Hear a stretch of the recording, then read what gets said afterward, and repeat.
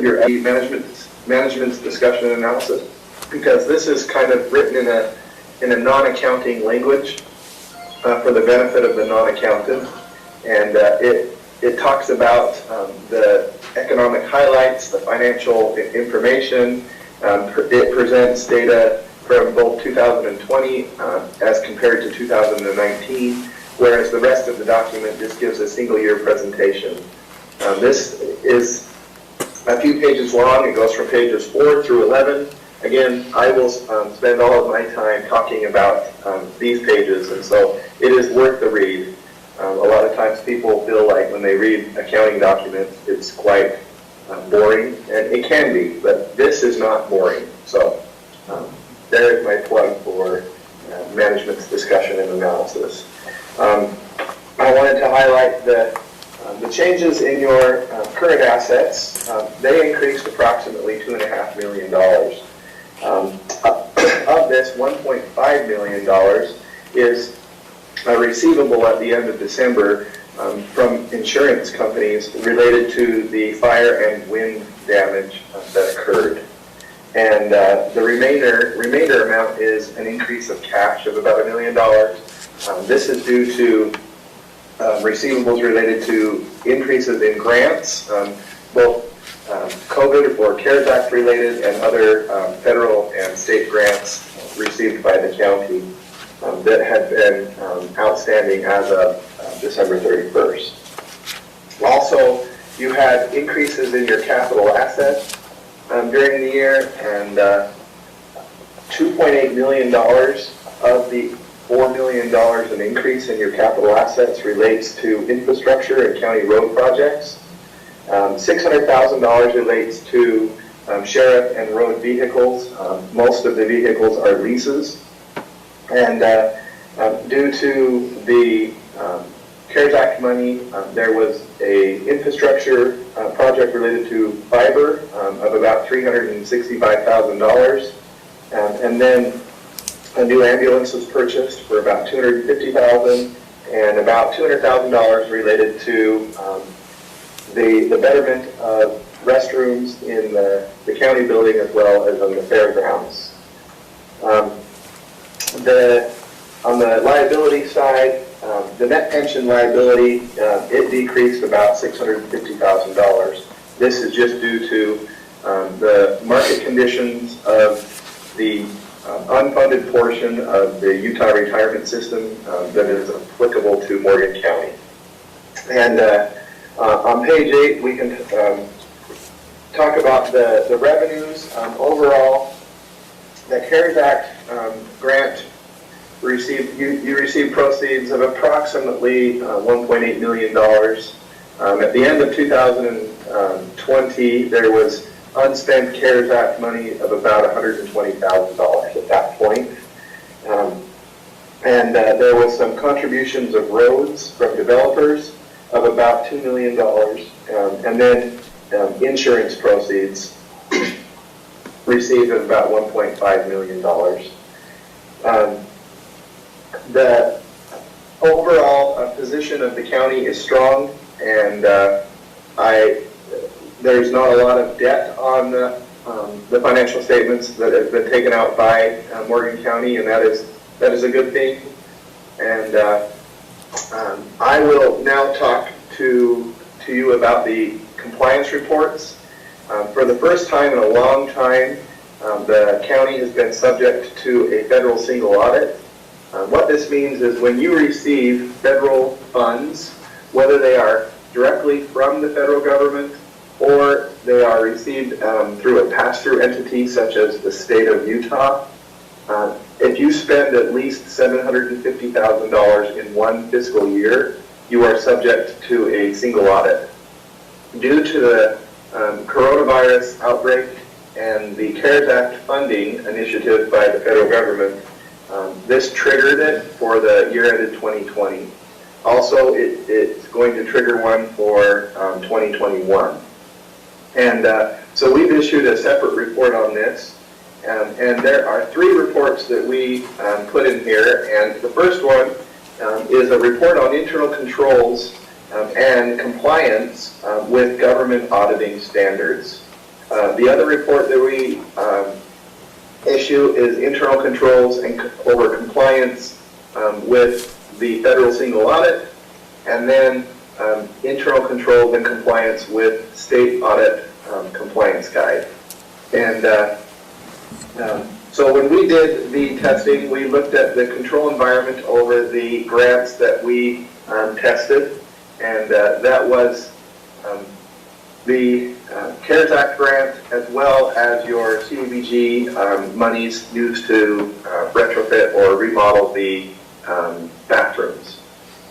And there were some findings that we issued in each regard, and so I wanted to let you know about those. But before I do, I just want to let you know that we met with the audit committee and Commissioners Fackrell and Wilson, and also with Stacy, and met at length and to discuss these, and went into a lot more detail on the financial statements. We spent, I would say at least 2 hours doing so. And so this has been a very high level discussion on purpose, and so I just wanted to let you know of that.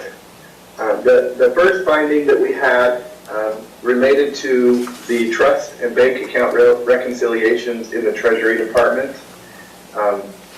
The condition noted was that the trust account activity maintained by the Treasurer's Office in their software did not always agree to the county's general ledger, especially on a monthly basis. All bank accounts were not reconciled to the general ledger. Our recommendation to this finding is that regular communication occur, which we believe should be at least monthly, between the Treasurer and Clerk Auditor departments relating to the Treasurer tax account.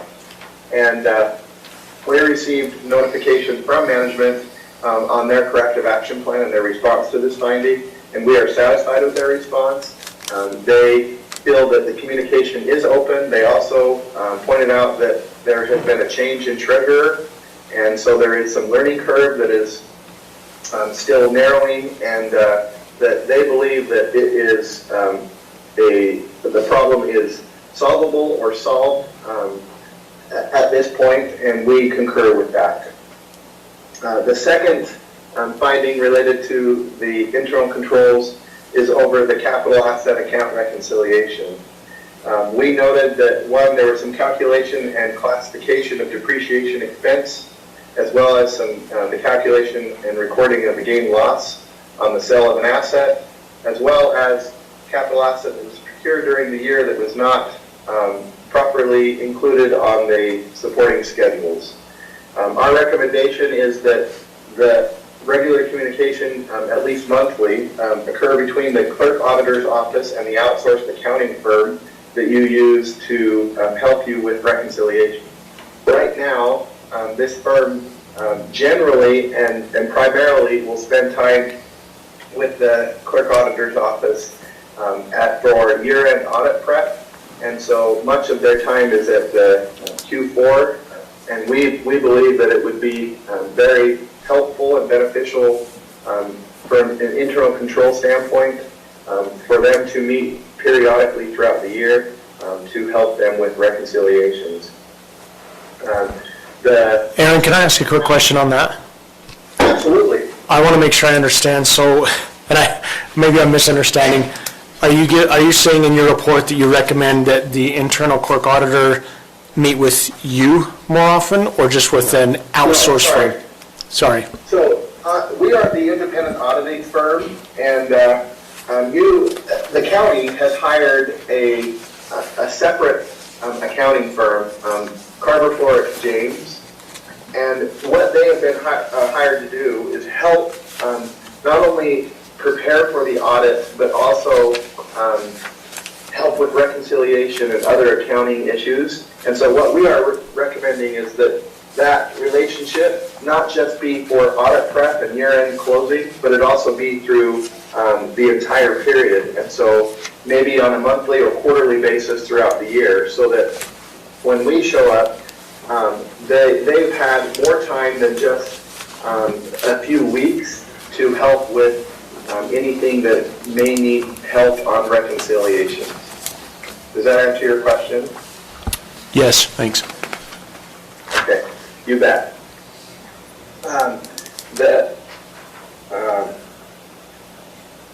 The next finding deals with the federal single audit. And this is a minor issue that we have noted with other entities as well, so it is common. And what it was is that there was a vendor that was used with single audit or federal expenditures used to pay this vendor that was approved by somebody who did not have the authority to approve a new vendor. And the federal government requires that only certain vendors can work with federal funds, and that there be a check on the department list. If you use a vendor that's already been approved by the state of Utah, then that is automatically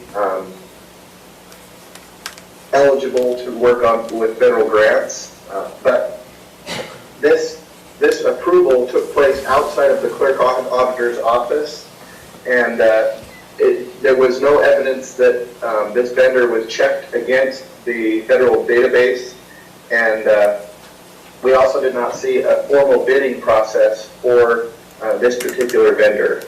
And so our recommendation is simply that all new vendors be done through the clerk auditor's office so that certain verifications can be made, and it's done in accordance to state and county policy, so that there is no possibility of federal funds being used for vendors that are debarred.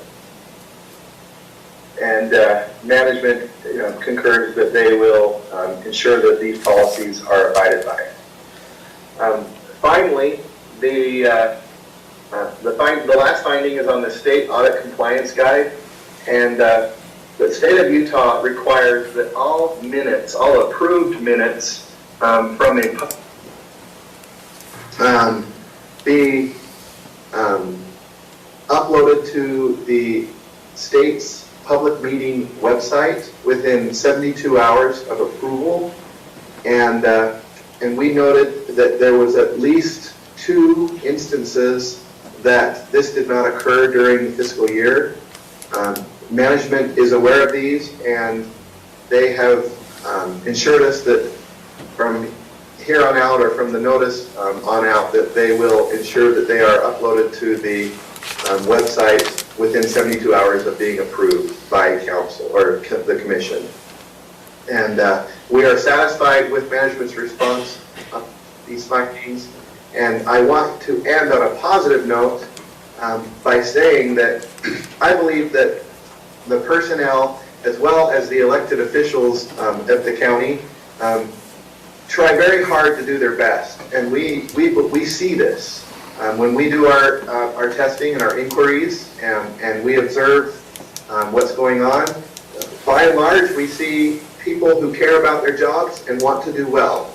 And in that regard, we feel that even though there are always room for improvement, we believe that you guys do a very good job, and I just wanted to commend the clerk auditor's office, the treasurer's office, the commission members, the audit committee, and everyone for doing a job well done and taking their job seriously. So I'm happy to answer any questions that any of you may have. So Aaron, just real quickly, so it sounds like with respect to the 4 separate audit findings that there's a corrective action plan that's been proposed for each? Yes. Okay. This letter has been sent to Stacy as of about 2 hours ago. Both reports are in their final form, and you'll see on the smaller compliance guide report the findings as well as management's response or the corrective action plan to each one of them. Okay, and just a question on the federal vendor list. So we can follow the process. Is the issue whether or not, is there a list of approved federal vendors, or are we just checking to make sure that they're not subject to federal debarment? The easiest way to do it is if you pick a vendor from the state's approved list, then you're done. Otherwise, you need to go to and make sure that the vendor list is checked on your own. And that can be a little bit complex just because there isn't one website. There are some federal departments have their own websites. But yes, that is all you have to do is just verify that they have been not been precluded from working on federal jobs. And also, where I feel it's very important is that the vendor approval process only be done in the accounting department. Because they know the rules, they know that they need to get certain documents and verify the legitimacy of a vendor, etc. Whereas a manager in another department may not know or understand those rules. It's best to have it done in that regard. So are you saying, Aaron, that in that it goes to the clerk or at this point, or does it go to, if we ever had a procurement officer or person within the county, would it go through that or would it still go through the clerk? Yeah, right now, because you don't have a procurement officer, I would say that it needs to go through the clerk auditor's office. That doesn't necessarily mean that it's Stacy that does it, but somebody in her office that does it, because that way you can make sure that the state laws is complied with, county procedures are complied with. If you do have a procurement officer, then that responsibility most definitely could be assigned to that person. Okay. And on this vendors, how small of purchases have to be on the state approved list? All vendors should be going through the same process. And only because, worst case scenario, if somebody wanted to commit fraud, it would usually be on a small level. And so when you have certain procedures, you don't want to say always that it's over a certain threshold. Sometimes that makes absolute sense. You know, when you're approving expenditures, you want to have multiple approvals when they're larger expenses, and you want to have formal bids when they're larger expenses. And, you know, if you're going to go out and use some petty cash, it doesn't need to have, 3 signatures on it. But there are certain procedures, such as vendor creation, just because you don't have a lot of new first-time vendors each month, that you're going to use that vendor potentially on an ongoing basis and with invoices large and small. In that regard, you want to have every vendor be vetted. Okay. Is vendor and contractor are two different definitions, right? Yes, but a contract is just an agreement with a vendor. Sorry, contractor, OR, sorry, contractor and vendor? Oh, a contractor and a vendor? Yes. Same thing. Okay. So that means they need to be approved, every one of the contractors, before we... Yeah, this is gonna, so that means every contract we put out, for example, for these ARPA funds that are coming out, which are federal funds, which is eventually will be $2 million plus. Every contract we put out, we have to vet to make sure that they're, have not been, what's the word you use, debarred? Debarred. Mm-hmm. If you check it, if you use the vendor list approved by the state of Utah, that they've done that, and so you're good to go there. I've been in this field for about 25 years as far as engineering field. I've never had to look through a state vendor list to put out contractors for a contractor to build a road or to install infrastructure, or I've never had to do that, so I guess I'm just concerned. Never had to? You don't have to go through the state contract. I'm just saying that's just one way to make sure that the vendor has been vetted. I think You can just use their Okay. vetting process the instead of your concern own. was... But is we you're had requiring that 1099s. you're saying though that we need to do that with federal funds. That's what you're telling us though. Correct. With federal funds,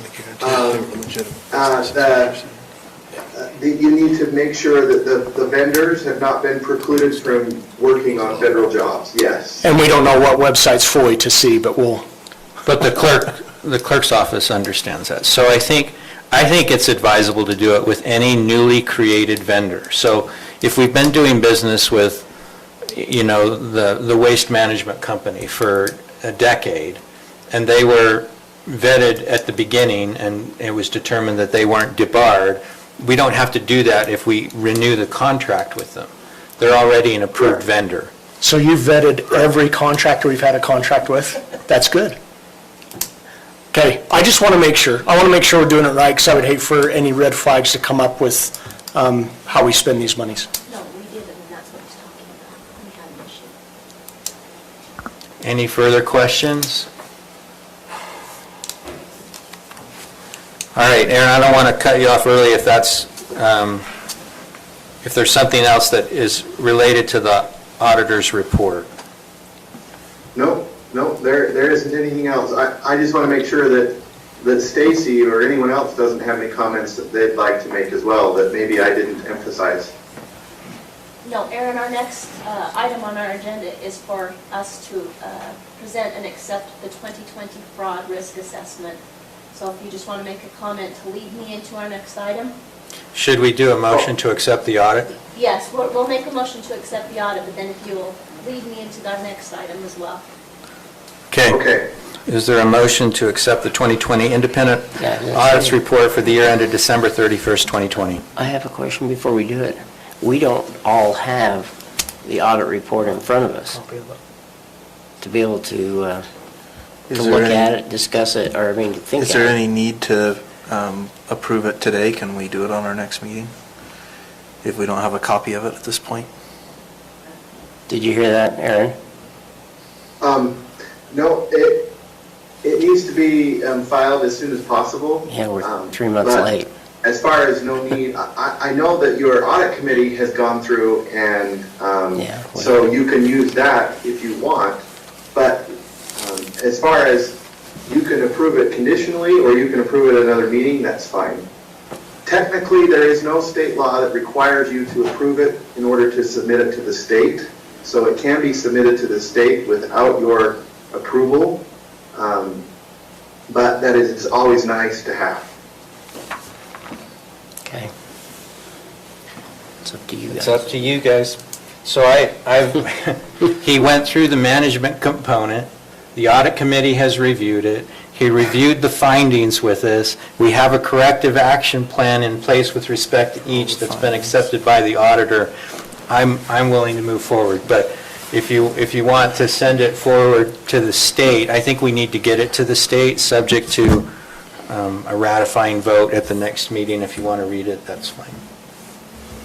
I don't want to read it again. If the audit committee has reviewed it and they're comfortable with it, then I'm comfortable moving forward, I guess. I agree. So I'll make a motion that we accept the 2020 audit report.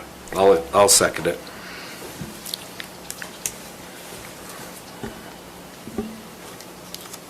Okay, we have a motion and a second to accept the 2020 Independent Auditor's Report. Any questions on the motion?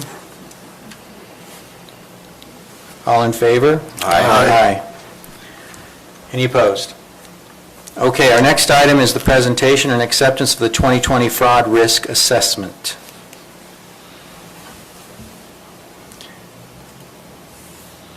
Stacy, did you want me to say anything about this before you present it? Yeah, they actually have a copy of it. They received it as part of their packet last week. So if you want to, you'll just go ahead and give an explanation of it. Okay. But between So- Zach and I, we did go ahead and complete it on their behalf. All right, so State Auditor Dougal and his office have felt that every entity in the state of Utah should have a fraud risk assessment done on their internal controls, their accounting departments, et cetera, annually. And they felt that this fraud risk assessment that you have in front of you, where there's certain questions, such as do you have an accredited or a credentialed accountant on staff, et cetera, and do you have proper segregation of duties and other things that it addresses, and that this should then be scored, and that score and the results be presented in a public meeting on an annual basis, so that where you score low, it's a point of emphasis so that you can have a corrective action plan to score higher. This score is not necessarily going to be used against you, but if there are ever any concerns that come about from Morgan County, I can definitely see them pulling up your score and saying, well, you had some noted weaknesses from repeated years in this area, and here is the consequence of that weakness. But it's not going to be like you're going to lose funding or you're going to have this immediate action. But I can tell you that when you score it, it should be done with an honest assessment so that you as a commission, you as an audit committee, you as a clerk auditor's office, and you as each department within the county can say, yeah, we're scoring low here, and this is where we need to emphasize an increased emphasis in internal controls. What can we do better so that we can score higher and be better? And that's all that this fraud risk assessment is, showing you as the commissioners. And so along with the audit report and this certification that you and I will fill out and submit, you and I will also sign the fraud risk assessment and send it in along with the audit report. Okay. So it looks to me like you want to score numerically high to have a low audit risk, correct? It's like golf. I mean, it's like they have you add it all up and then they say very low. That means very low audit risk, right? To low audit risk on this form? Fraud risk. Fraud risk. Yeah, because your numbers here are 325 out of 395. What does that mean? Risk level. It means we're low risk We're level. low That's risk, score range, and it tells you what that means. Across the top. right at the Okay. top. So it's a low Yeah, risk I know, of that's what I'm fraud. saying. I will say that with respect to items 4 and And 5, it's I last think year's or that, this which are year's? the only two that we weren't able to get the points on, Right. that is something that we could look at as doing as a county with respect to. Actually, boards 3, and- 4, and 5. Yeah, 3 is one. I forgot to tell you that this was a finding, I just didn't hit the next page. The fraud risk assessment was not presented in a public meeting. That has been satisfied as of this moment. So this finding is satisfied. What I would recommend is that this be scheduled prior to, for the next fiscal year, prior to December 31st. So you'll need to reassess this again by the end of December, so that you can be in compliance with the So I have a question. Is this one for last year's commission, or council, or ours? 2020. Okay, so, okay. Okay, so we Not need to a do problem. another one for 2021. So item 3, does the entity have a license or certified CPA and then other things?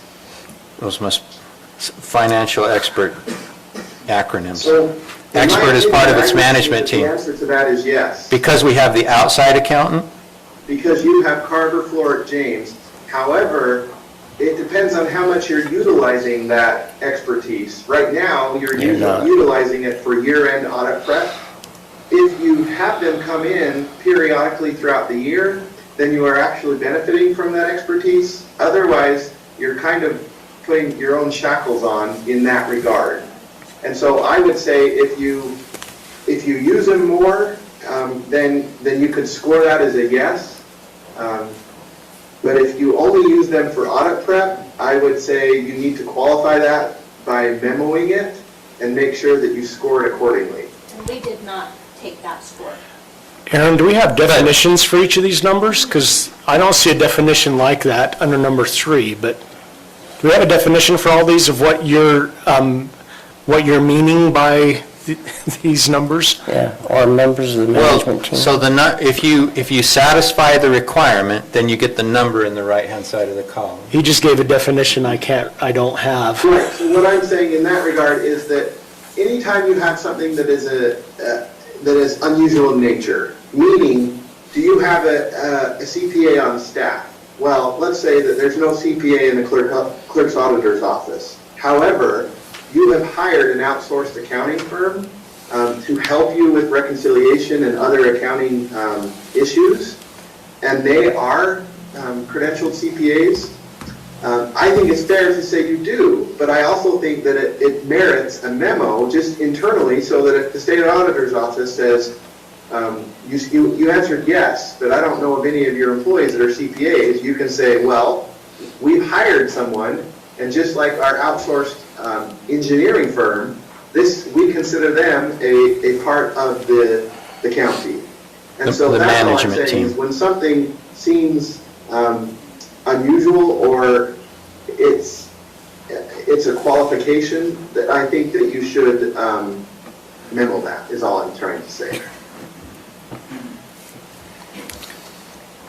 So, and because we only have used them in preparation for the audit, I think I agreed not to mark that on number 3, but I think if we follow the corrective action plan presented in the audit's report, then in the future, we probably can. Yeah. And the corrective, well, it wasn't a corrective action plan. The answer to the finding is that depending upon the commission's commitment to funding is whether or not you will hire for Harvick and James on a more Permanent basis or rather than more just often, a- No, yeah. it's just increasing the scope Yeah, under their contract, if they'll meet quarterly or monthly, or monthly. yeah. Monthly, if they do it monthly, according to what we were told, if they do it monthly, then we would be able to get our audit done quicker, and we might be able to get it in on time. And I guess that goes back to my question, Aaron, if we could have a definition of what each of these means. I mean, number one, there's a total of 200 points, and we just have a check mark. But I'm guessing if I were to ask you now, what do you mean by that, or what does 150 out of 200 look like, or is it just a check, yes or no? And if it's too vague, I worried that it's too vague. I think we are more than willing to comply with whatever we need to. I just want to make sure that it's not vague enough that we say, well, one of us say, well, we think it should be a check mark, and then another says no, and then you say, well, I don't think it should be. Oh, okay. Yeah. Be nice to have a little bit of a definition of what the check mark really means, and so anyways, that's my comments, but. Yes, I'm happy to look at your scorecard and give you a little bit of counsel on that. This is meant to be a self-assessment, and so our duty is to make sure that you've completed the assessment and that you have presented it in front of the commission in a public meeting. That is the far as our duties go as the independent auditors. But to make this a useful tool, I'm absolutely happy to look at it and say, if you've misscored something in my judgment, or where I could say, hey, you forgot about this, or you're overemphasizing this, etc. I'm happy to do that, because otherwise it doesn't become a meaningful tool. And that's really, in the end, what the state auditor's office, what you, and what I want. So it sounds like, Stacy, you filled this form out, Exactly. correct? Okay. And to answer your question, item number 1 talks about the attached explanation of what number 1 is. What attached So there explanation? is backup information to tell you what number 1 means. Okay. Okay. We just didn't get the attachment in Yeah, our we didn't get any packet, of it, but but that could Sounds certainly be good. part of our discussion when we do this again for this year. Okay, any further questions or comments? Is there a motion? I'll move that we accept the fraud risk assessment that's been done, and I'll note, just for the benefit of the public, that we scored 325 out of 395, which puts us in a low risk level for fraud I'll For the year of second it. 2020. for the year 2020. Thank you. I'll second it. Okay, we have a motion and second by Commissioners Newton and Fackrell respectively to accept the 2020 fraud risk assessment. All in favor?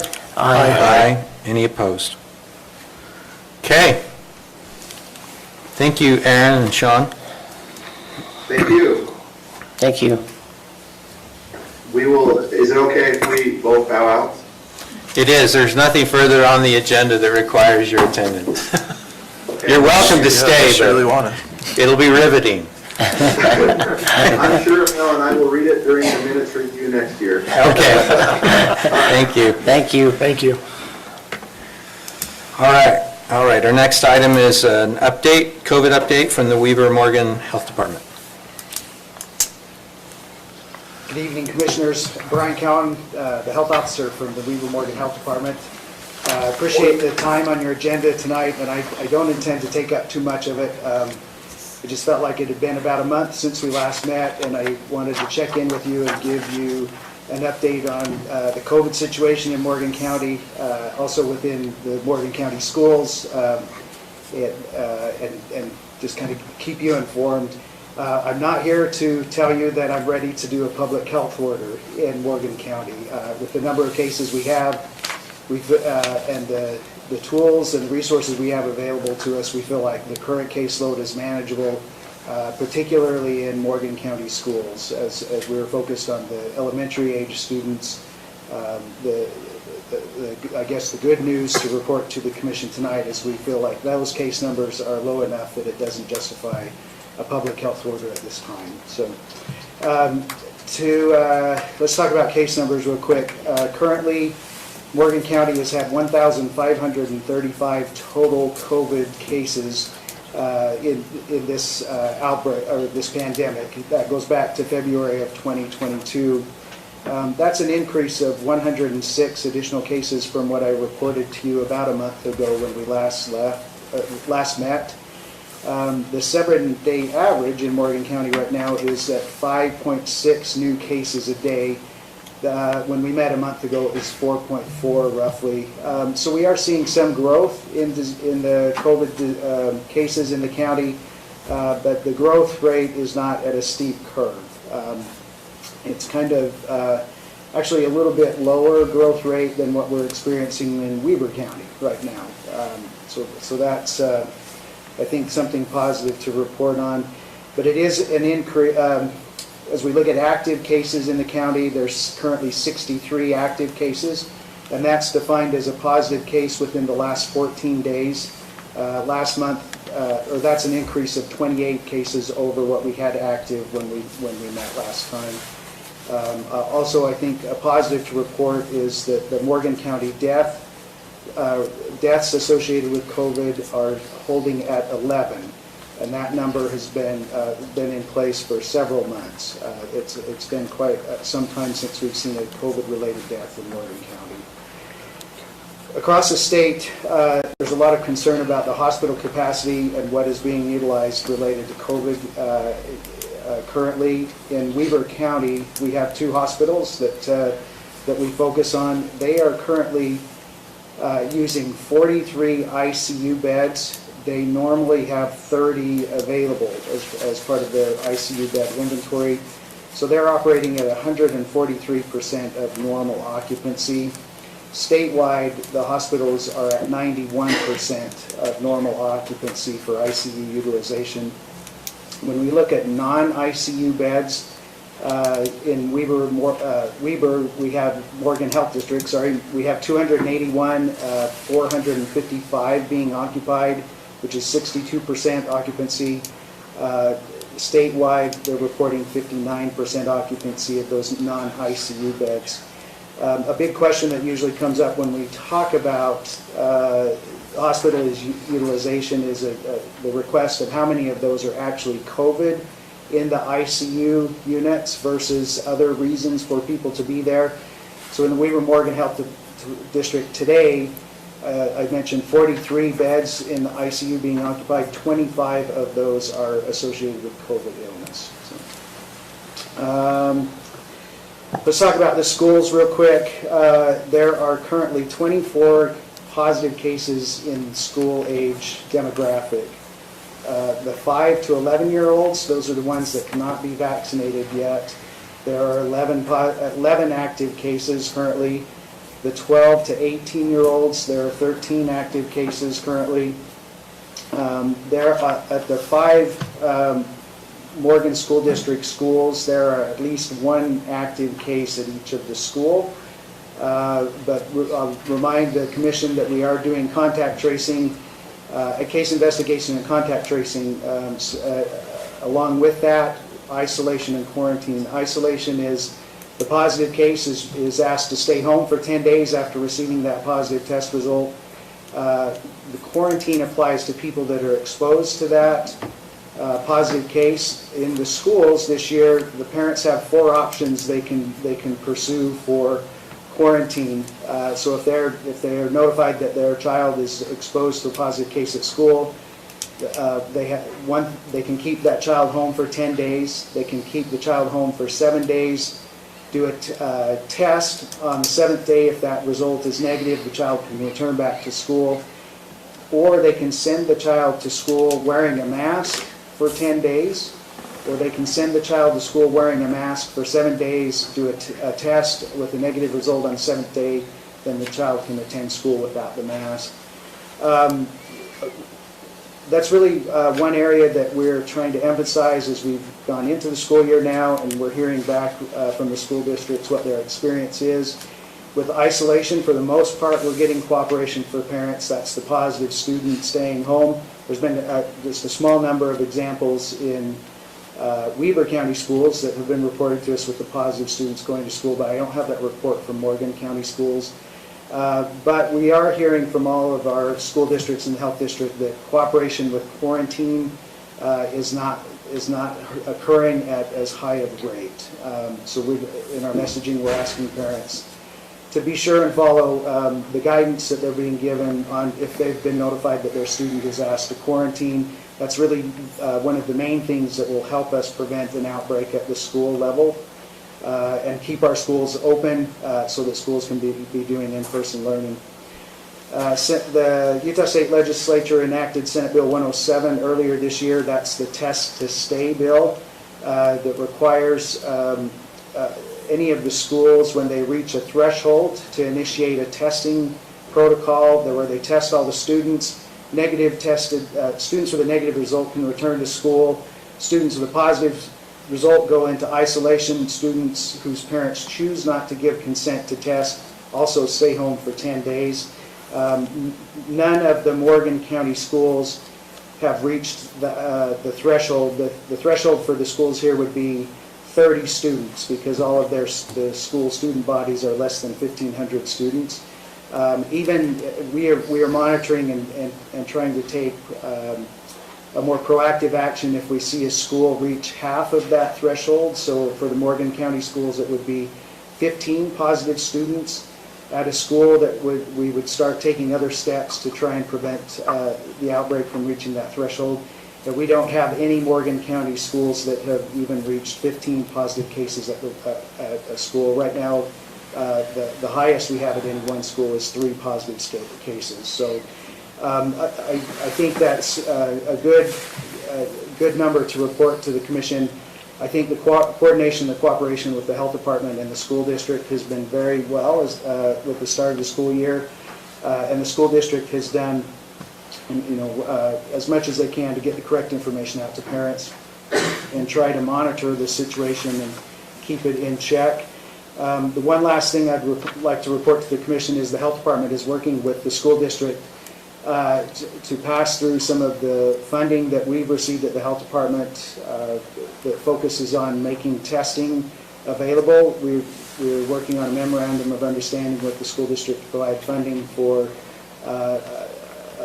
a staff member.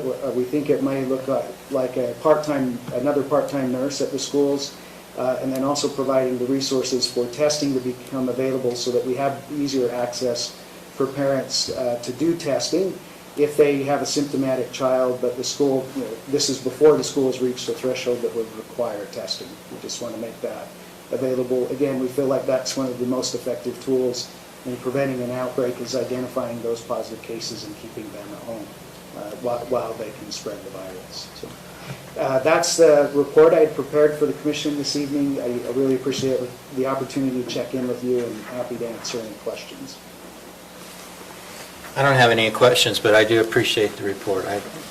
So as I heard, has there only been one school in the state that's had to go to the Test to Stay program, and it was a Davis County school, I think I saw. Grand County did. Yeah, actually, we're up to 6 6 statewide that that have enacted the test to stay protocol. 2 of those are Davis County schools, an elementary school and a high school.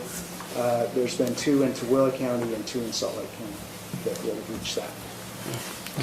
So as far as the testing, can anybody go get tested? And is it a free service or is it a Yes, cost? there's testing available to anybody statewide. The easiest way to find locations and availability of testing is to use the state's website, utahcoronavirus.com. There's a testing tab on there that lists all the testing locations and schedules.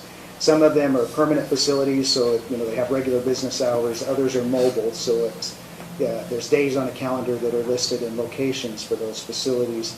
As far as cost, there are a lot of free testing sites available, but there are also, if you go to your personal care physician, they're probably going to have an office visit charge that they charge for the test. Yeah, I'm just wondering if there's kids that might have sniffles or something like that, how often should they be tested or something like that? Well, we're suggesting parents test them when they're symptomatic. So fever is one of the main symptoms, and if they have a loss of taste or smell, it's another.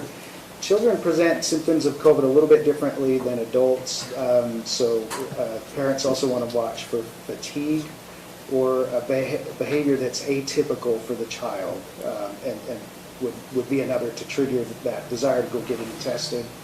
And as I mentioned, that's one of the things we're trying to work with the school district to improve is access for those parents that just are kind of wondering if their student needs to be tested, and we want to make it available to them so they can get it done.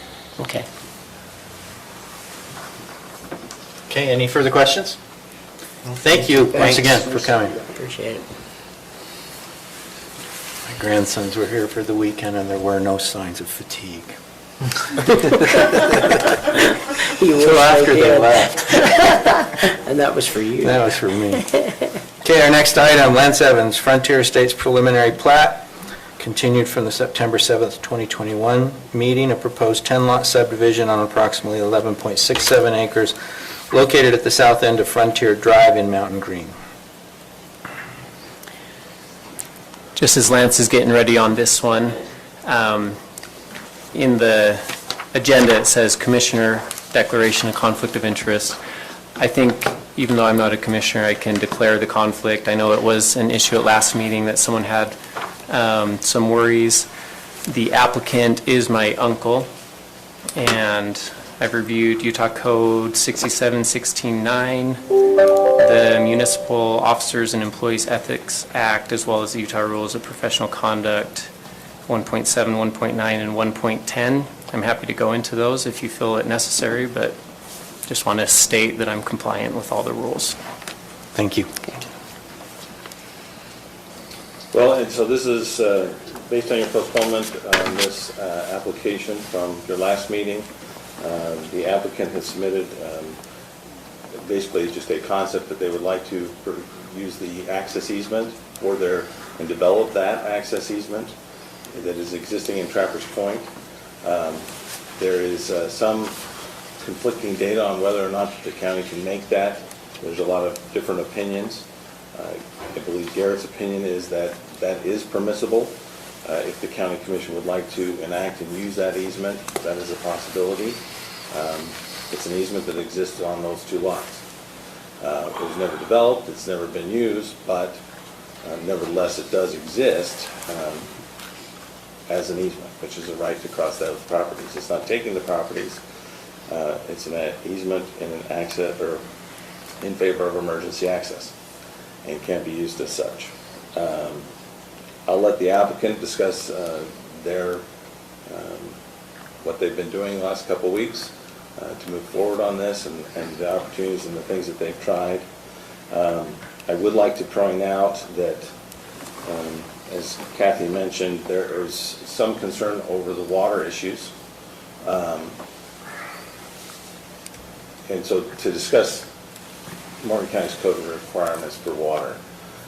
For a preliminary plat application, we require a will serve letter that, and the code specifically states that the system has the capacity to serve the proposed development, documentation of such available capacity, and specifying the amount of such capacity that will be used for the proposed project.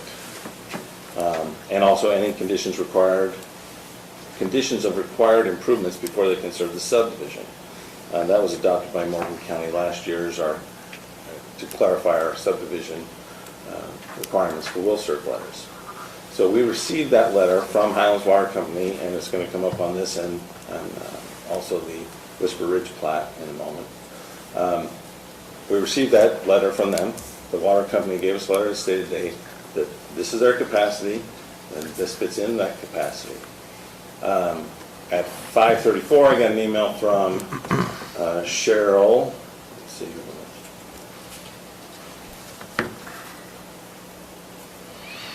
Parker at the Division of Drinking Water, stating that they have concerns about Highlands water system capacity, and as of March 2021, the existing source capacity is 500 GPM. The Highlands Water Company currently has 108% above their required system capacity. There's an attachment of several pages as well. So there's basically the Division of Drinking Water is, my interpretation would be, has questioned how much capacity Highlands Water Company has to grant to these different developments that are going on. The Morgan County engineer reviewed a lot of the data and the improvements and letters from the Division of Drinking Water going back into last fall, so fall of 2020.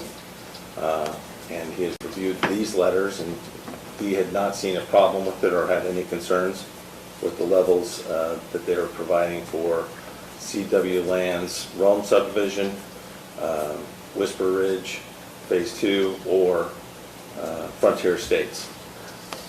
I think, to me at this point, they have met the code requirement of a preliminary plat, which is a will serve letter from Highlands Water Company. I think there's some question about how much work they need to do to actually be able to serve before they go to the final plat and get that approval. Like I said, we just got the email today. So we might need to look into that a little bit more. I think I'll let the applicant speak to it as well. Anyway, just to add another issue to the table. Any questions for me about? So what's the final plat requirement with respect to the water service provider? They have to have not a will serve, but a letter of a commitment is essentially what it is. That, yes, we have the capacity and the system is improved and we are going to get water there. All three of the subdivisions I mentioned have some work that they need to do to get the water system there. It's not the final determination, and it's going to be a requirement before the final plat's approved that they have that capacity. So, Is there a condition of approval related to the water specifically in the staff report? there's not. We thought it was. We thought we had checked that box, so to speak. But they have given us a letter stating from a water company stating that they have the capacity. I'm just wondering in terms of guidance with respect to the preparation of the final plat, assuming that this receives an approval, to get to the letter or the agreement, is there specific guidance we should be giving to the applicant as to what's required, or? I would have to look into the code and see what it specifically states. Okay. All right. Any other questions for Lance? Let me just throw out that the construction documents would show the water connections and how the water is being provided and the capacity and the size of the lines and that type of thing. So Yeah, within the subdivision itself. We would look at that, those elements to make sure that they were adequate. Thank you. Any further questions for Lance? Lance, in our last meeting, we asked the applicant return with specific conditions that they would suggest be added, conditions of approval. Have they provided that to you? Not specific conditions. Okay, I didn't see anything in the packet, I just wondered if there was something in We addition. did get an email yesterday that I forwarded on to you. And we have a copy of that one, okay.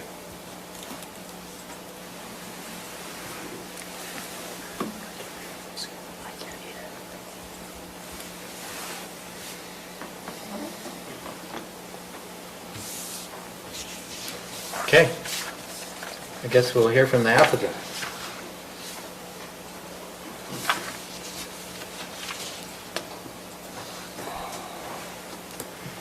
Bart Smith, Mountain Green, representing my brother Kurt tonight. Which issue do you want to tackle first? Any explanation on water, or do you just want to discuss the excess? I'm happy to hear the explanation on water. I wondered if some of those subdivisions that were mentioned, particularly the Whisper Ridge, that's kind of been on the horizon for a period of time. I don't know if the second phase was included in your previous calculations given to the division, or if this is in addition to. I mean, I think some of this issue can just be corrected or addressed by updating the division on where you're at, it sounds like. But maybe you have a different perspective. But that is true, but, so, as I think Lance mentioned, Cheryl Parker down at Division of Drinking Water, she's their engineer, has shown that Highlands Water has currently approved for 500 connections. And so, with what Lance had kind of pulled up on our will serves, now with that, there's one thing, and this is where I think maybe we need some clarification from the Division of Drinking Water. Our system, I'll try to be real brief, has 3 different zones. We have our springs that have always just fed all those 3 zones. We still have those springs. We have a well now online, and the well will be pumped up into our storage tanks with our spring water. And so that number will increase, and that's where the division, for right now, they've approved us for 500. Once the well is brought on, or the well is on, but once our booster pump that's been constructed, we're probably about a month away from having that all ready to start, put that in operation. The booster pump will be able to allow us to pump the well water up into our storage tanks as well, so with our spring waters. And at that point, then we would be probably around 700 gallons a minute. So, but for where we currently are at 500, so with the upper area, the 500 in the upper area, we've kind of got the different zones, and that might just be confusing to you. But I guess the question will be, if you need to, and you will hold the final approval until that booster pump allows that additional capacity, and then at that point, we're up to the 700, and we would have over 100 excess connections at that point. So you're approved for 500 connections presently. Currently, right. You have existing connections, you're adding Whisper Ridge to Rome, Frontier Estates, and a little bit down in the business park. How many connections does that take you to? So that would probably bring us up to the 592. 592? connections. Yeah. And that's where, the thing is going to be, we have to keep in mind that the well can serve the lower zone. That doesn't have to be pumped up. So we have extra capacity in the well. So the well that's where it gets kind of complicated when you try to say, okay, well, if you're in zone 2 or 3, we're limited to 500. But if you take that lower zone, the well can pump to those. And so we have, technically right now, we really have the 700 capacity, but the state, until that booster pump's in, they're not going to approve that 700 until that booster pump's got a... So you're using transportation to pump to the tanks, and then you'll gravity feed down. Back down. And you think with that capacity, you'll have capacity for 700 connections total? Correct. And with what you're getting, what various applicants are seeking approval of on the basis of your will serve letters will take you to 592? Yes. Yeah, it'll take us Roughly. to 700, so we'll meet the 592. When that booster pump's approved. Yeah, once your booster pump's up and running, you believe your system capacity is 700 connections? Correct, yes. Okay. And then we'll approach the Division of Drinking Water. We do have our source protection for Zone 2 on our well. We did obtain that from Mr. Johnson. And then our well will go from 475 gallons a minute to 1,450 gallons a minute. So we'll pick up almost an additional 1,000 connections with that. So the system's moving forward. It's in pretty good shape right now. Good. We're just getting that booster pump finalized, and we're pretty close on that too. So. Any further questions on water? If not, I'll ask him to address it. I think, I actually want to make just a general comment, not necessarily towards the applicant, but I think we need to look at this a little bit closer. I'm concerned that we might have private water companies issuing will serves when technically at that point in time they can't serve. Understanding that they'll get there, but I think that's got to be a condition and specified versus saying, yeah, we can serve you. Well, actually, you can't currently. So I don't know, I think maybe administratively and offline, we can talk with Lance and go through that. But that's just a concern, that kind of a red flag in my head that's raised. I think it is something that needs to be addressed. I think the code provision, if I remember what Lance was saying, was that the will serve letter talks about existing capacity, confirming system capacity, documenting that capacity, but that it also indicated that there was a provision for indicating what improvements needed to be installed in order for that capacity to be level to be reached. And so a condition of approval related to the installation of those improvements would make sense. If it's specified correctly, yes. Agreed. So I have a comment as well, if that's okay. All of this is great discussion, and I appreciate it, but I'm going back to our previous meeting where we talked about the applicant asked us to give preliminary approval with a condition, and the condition was related to the access easement. As of right now, and we asked the applicant to go back, develop what he thought would be adequate as specific conditions of approval that we could add to it. As of right now, we don't have those. And so at this point, while I'm happy to keep discussing this, I feel like it's a non-starter for me, and I'd rather just postpone this to the next meeting until the applicant has an opportunity to do what we asked him to do last meeting. Okay. Well, and I'd be happy to share what we've found since that last meeting. Water come up first. And that's fine, and I'm not trying to say, No, that's I think this is interesting, it's great, but I don't want to frankly spend another 45 minutes talking about this if what we asked for last meeting has not yet been done. Which is interesting because it seems like we kind of keep getting drugged back through the whole process again. Geology come up so many times, water come up so many times. Last meeting, neither of those were mentioned, so we figured, okay, everybody's satisfied. The final issue is the access issue. But yet again, here we are talking about water because something got submitted today, right? Last minute, oh, we got a concern again. But with the access, so bring you up to date with that. So my brother had, there's been, I think, 3 different letters from Chief Brendel over the last month or whatever about possible solutions or concerns, or both. So my brother had talked with the one lot owner that has the, initially when that plat was recorded with the 30-foot emergency access. And it started sharing 15 foot on each side of 2 lots. As it went down, it kind of veered over strictly onto one lot because there was a detention pond in the back corner of the other lot. I think one of the solutions was we could do a 16-foot easement that would stay strictly on one individual's lot. Talked with, my brother has been in contact with that lot owner, see what his feelings are. He didn't have a problem if that went in, but he didn't want to like sell an easement or anything. It just depends on what position the county, I guess, was going to take on that. I had met with legal counsel. Legal counsel reviewed the plat, the recorded plat for the second phase. His opinion was it is an access for emergency purposes. The county council has every right to make that available, and they could just enforce the developer to create that second access.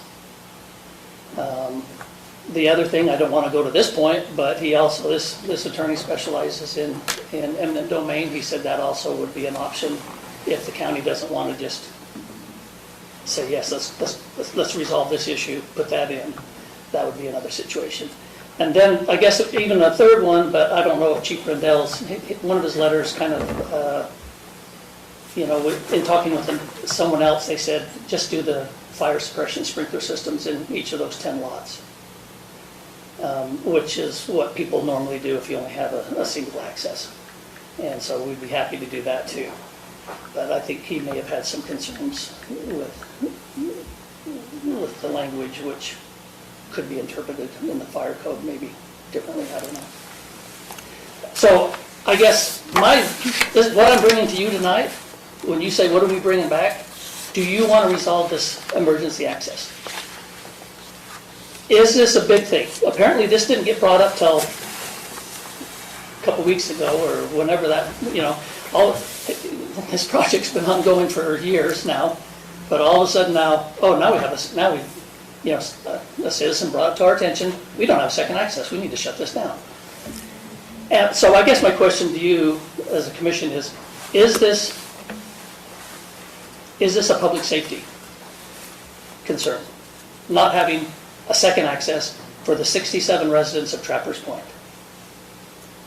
If it is a public safety, and I can't tell you how many times I've sat in meetings, and the concern, and the main responsibility of this body is to look out for the health, welfare, and safety of the citizens. Okay, so if this is a public safety, what can we do to resolve it? And I'm willing to do whatever you ask me to do.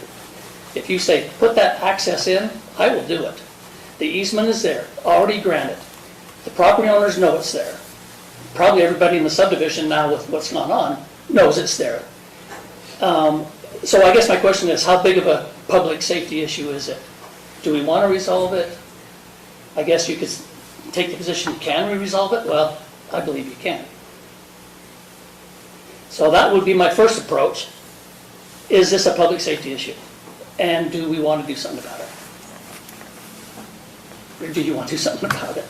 And if you want to use the developer as the whipping post, go ahead. We'll be happy to do whatever specs that Chief Rendell requires to do that. The homeowner knows it's there.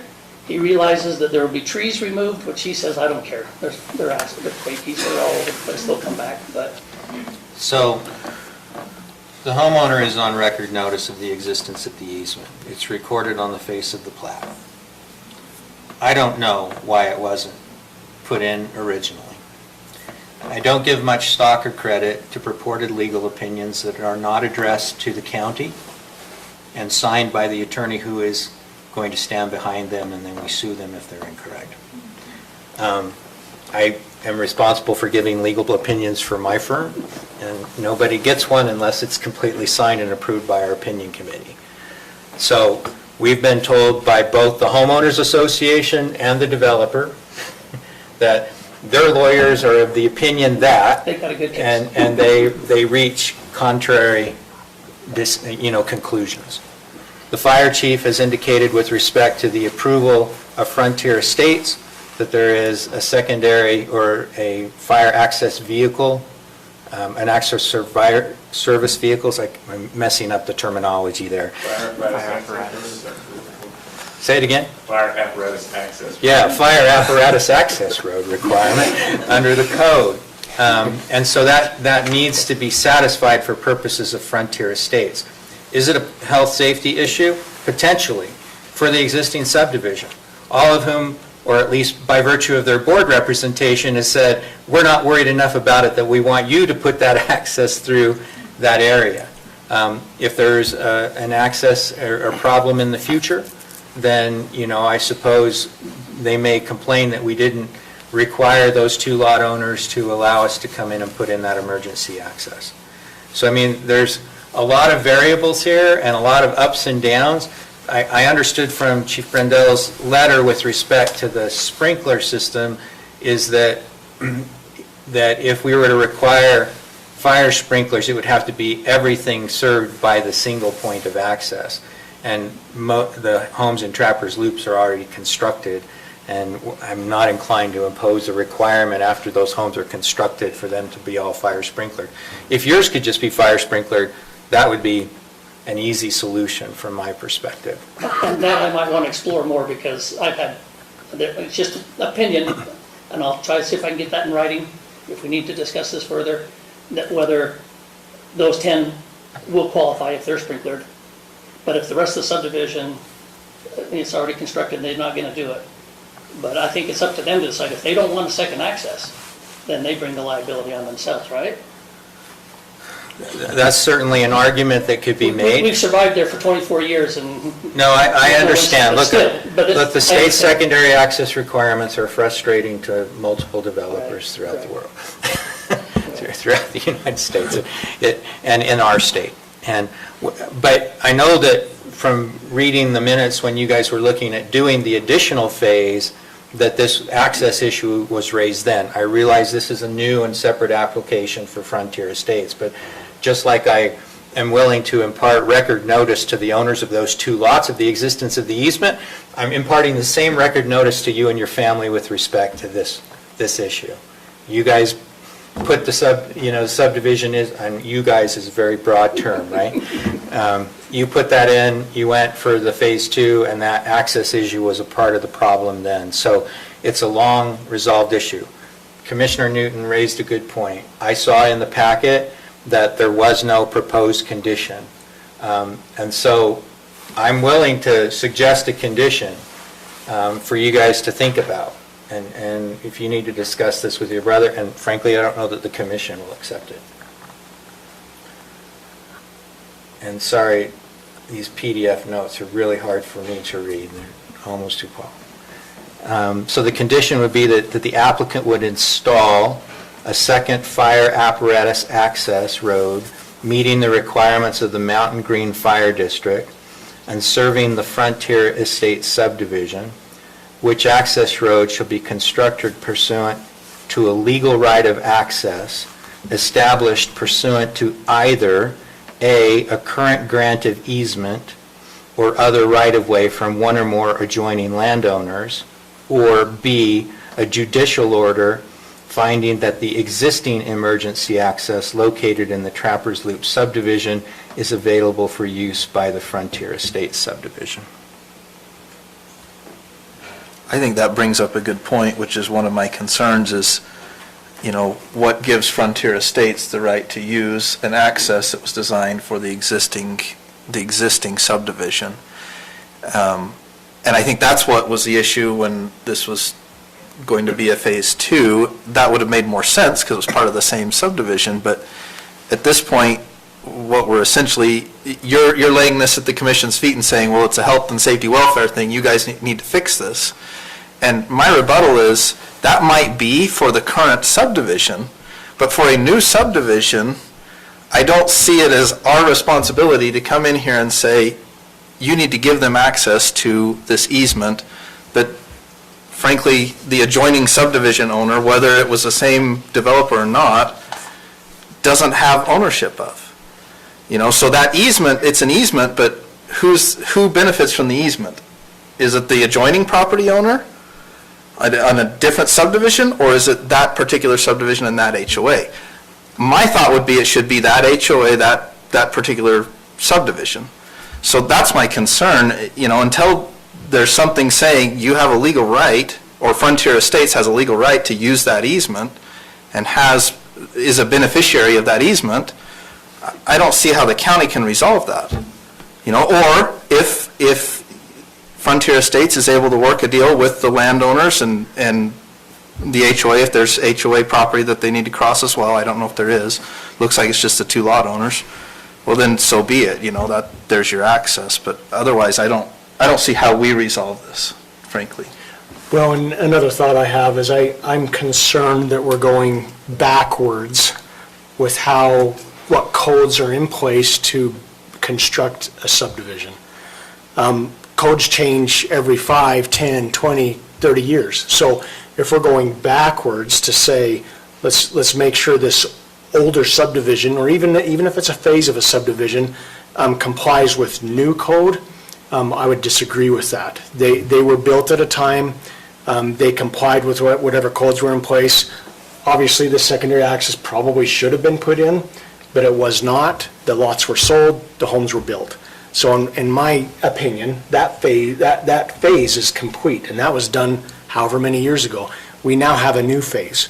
So this new phase that's coming in is now needing to comply with all the current codes, not codes from 30 years ago, all the current codes. So my concern is that any attempt to mix the two together, I'm concerned. Can I speak to your concern? Yeah, absolutely. If there's you got two accesses in a subdivision, and then an adjoining landowner wants to do another subdivision adjacent to that, but let's just say further up the hill, are you saying that second access would only be allowed for the original subdivision and not for any future subdivision? No, I'm saying it's an easement, not an access, and that's the problem here. If that were a full-on road through there, it would be a county road, because the rest of the subdivision, the roads were turned over to the county, right? So it would be a public access. The problem is, it's an easement, not an access. And therefore, it's only... Who benefits from the easement, right? If there's an easement on my property, somebody has to benefit. And the question is, who has a legal right to benefit from this easement? And I frankly don't know the answer to that at this point. Maybe the next subdivision over does have a right, I don't know. But at this point, I feel like the county should not be the one that decides who has that legal right. I think that's a legal matter that needs to be figured out between the landowners. I think it's a civil matter, not a county matter. Again, if there were two full-on county-owned roads through there, no problem. You know, I don't really care what the landowner says, because it's a county road, right, at that point. But until that is the case, we've got a problem, you know? I mean, the other alternative is, yeah, you build another road into it, right? But obviously, that's expensive and would probably require another landowner's agreement to do that. And there's all these factors, which I certainly understand. But anyway, that's my concern at this point. Okay. So did you Can understand? we go back to your conditions and just act on that? I guess. I mean, that's a possibility. Again, I'm only give one me person, I A and drafted B. the condition. I wrote up the condition because I didn't see one in the packet. Yeah. And I knew that's what we had asked for last time. And, you know, part of me last time was saying I could draft it on the fly, but I wanted to at least think about it and give you guys the opportunity to come up with language. There was nothing in the packet, so I said, all right, how would you put this together? And what it tried to do was say, we'll grant a preliminary plat approval subject to the condition that, you know, you, and even now that I'm thinking about it, it's stated too strongly in terms of actual construction, but you'd have to get a proposed plan for construction of this fire apparatus road, the second road. And I don't care how you get it, whether or not it has to be either by agreement of the adjoining property owners, and it could be the two lot owners, or it could be the other adjoining property owner. I mean, Commissioner Fackrell suggested last time, you know, just run the secondary access along that southern part of Trappers Loop, northern part of the Warner property, down to the point where it accesses Trappers Loop Road, which, by the way, is, I think, a limited access highway, so we need to be conscientious of that as well. And so if they were to grant you that and you put it in that way, I'm fine with that, if they granted that easement. And the other way is a judicial order that indicates, yeah, you know, the Frontier Estates subdivision is a benefited property owner for purposes of that easement. It's frankly not stated definitively enough for me personally, if I were being asked to give an opinion, I wouldn't be signing one. Because it's, and when I advise clients with respect to court matters, I'll never give them more than a 50% chance unless I'm the decision maker. If I'm the judge, sure, I can give you better odds than that. But I can't if somebody else is, because judges go off in different areas. So, do you have a comment? I do. The other homeowner that he referred to that agreed that if the county put it in, he would be fine with it. I talked to her this morning, to Amy, I guess Mike talked to them. She says here that she sent Stacy a letter. Yeah, we have that one. Is Okay, that Amy Jones? So we have that. So we're not assuming the consent of those landowners by any I means. just was told otherwise. Thank you. So, but I'm fine with you guys working that out with with those two landowners, it sounds like that's a tough Probably won't happen. sledding, and/or the Warners. And look, if there was some preliminary thought and planning into what they wanted to do, maybe there's even a better location than what Commissioner Fackner proposed. That's at the edge of the field, so that would seem to make some sense. Right. So that's the condition that I was suggesting would be responsive to what we suggested last time, if someone wants to utilize that.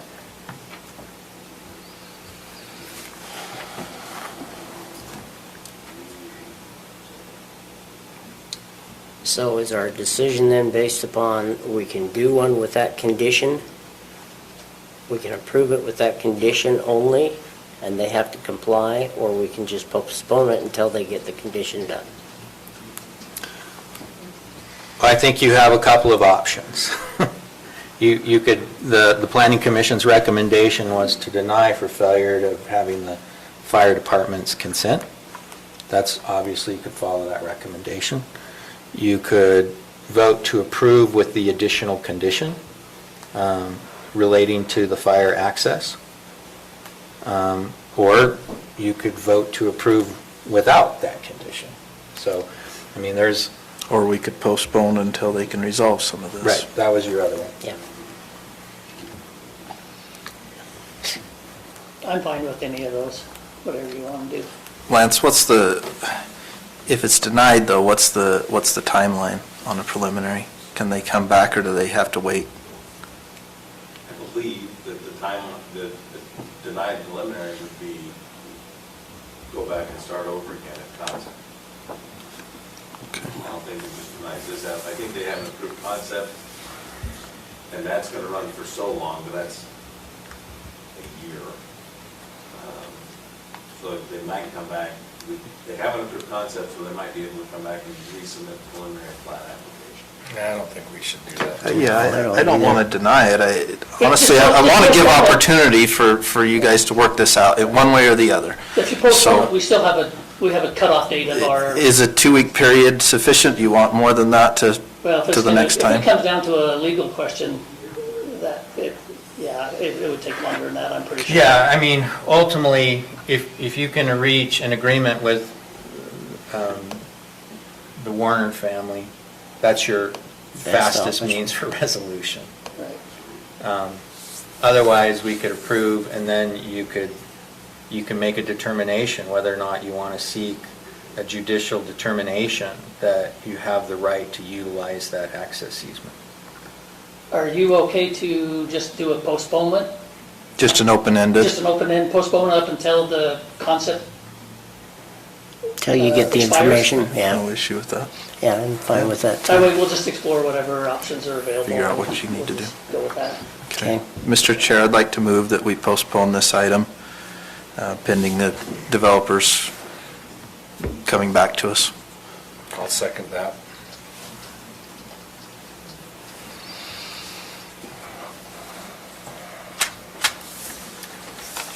Okay, we have a motion by Commissioner Newton, seconded by Commissioner Wilson, to postpone the Frontier Estates preliminary plat, to give the applicant opportunity to work out access issues. The date's not determined. Any questions on the motion? All in favor? Aye. Aye. Can I just ask as well, to the extent you can get resolution with the Division of Water on your system and clarification of that for the benefit of the commission on any of these other applications, that will be very helpful. Thank you. It sounds like you're making progress on a variety of issues, so We that's are- great. We are So, getting there. Thank you, gentlemen. Thank you. Thank you. Okay. Next item, Lance Evans, The Heights at Whisper Ridge, a proposed 31-lot preliminary plat for The Heights at Whisper Ridge comprised of approximately 51.58 acres located at approximately 6300 Robinson Lane, Morgan, Utah.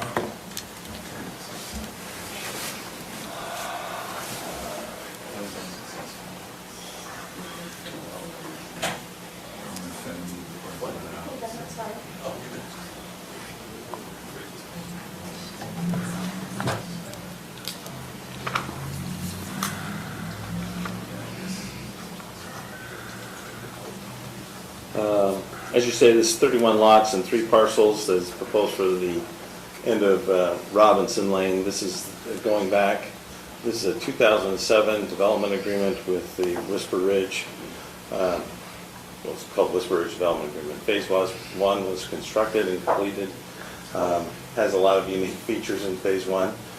Phase 2, and with the development agreement, 122 lots were granted.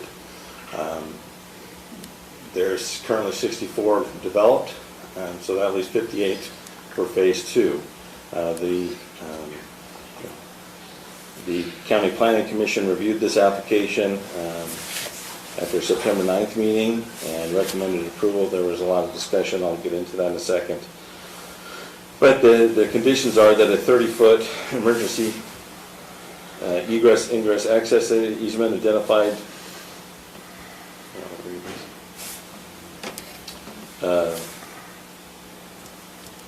is identified on parcel A, connecting the 30-foot access easement down to the access easement in Phase 1, and that the engineer's memos be addressed, and the county shall provide letters of compliance with the water service companies, and that the applicant, the most significant one is that the applicant agrees to install a fire sprinkling system on the homes built in Phase 2.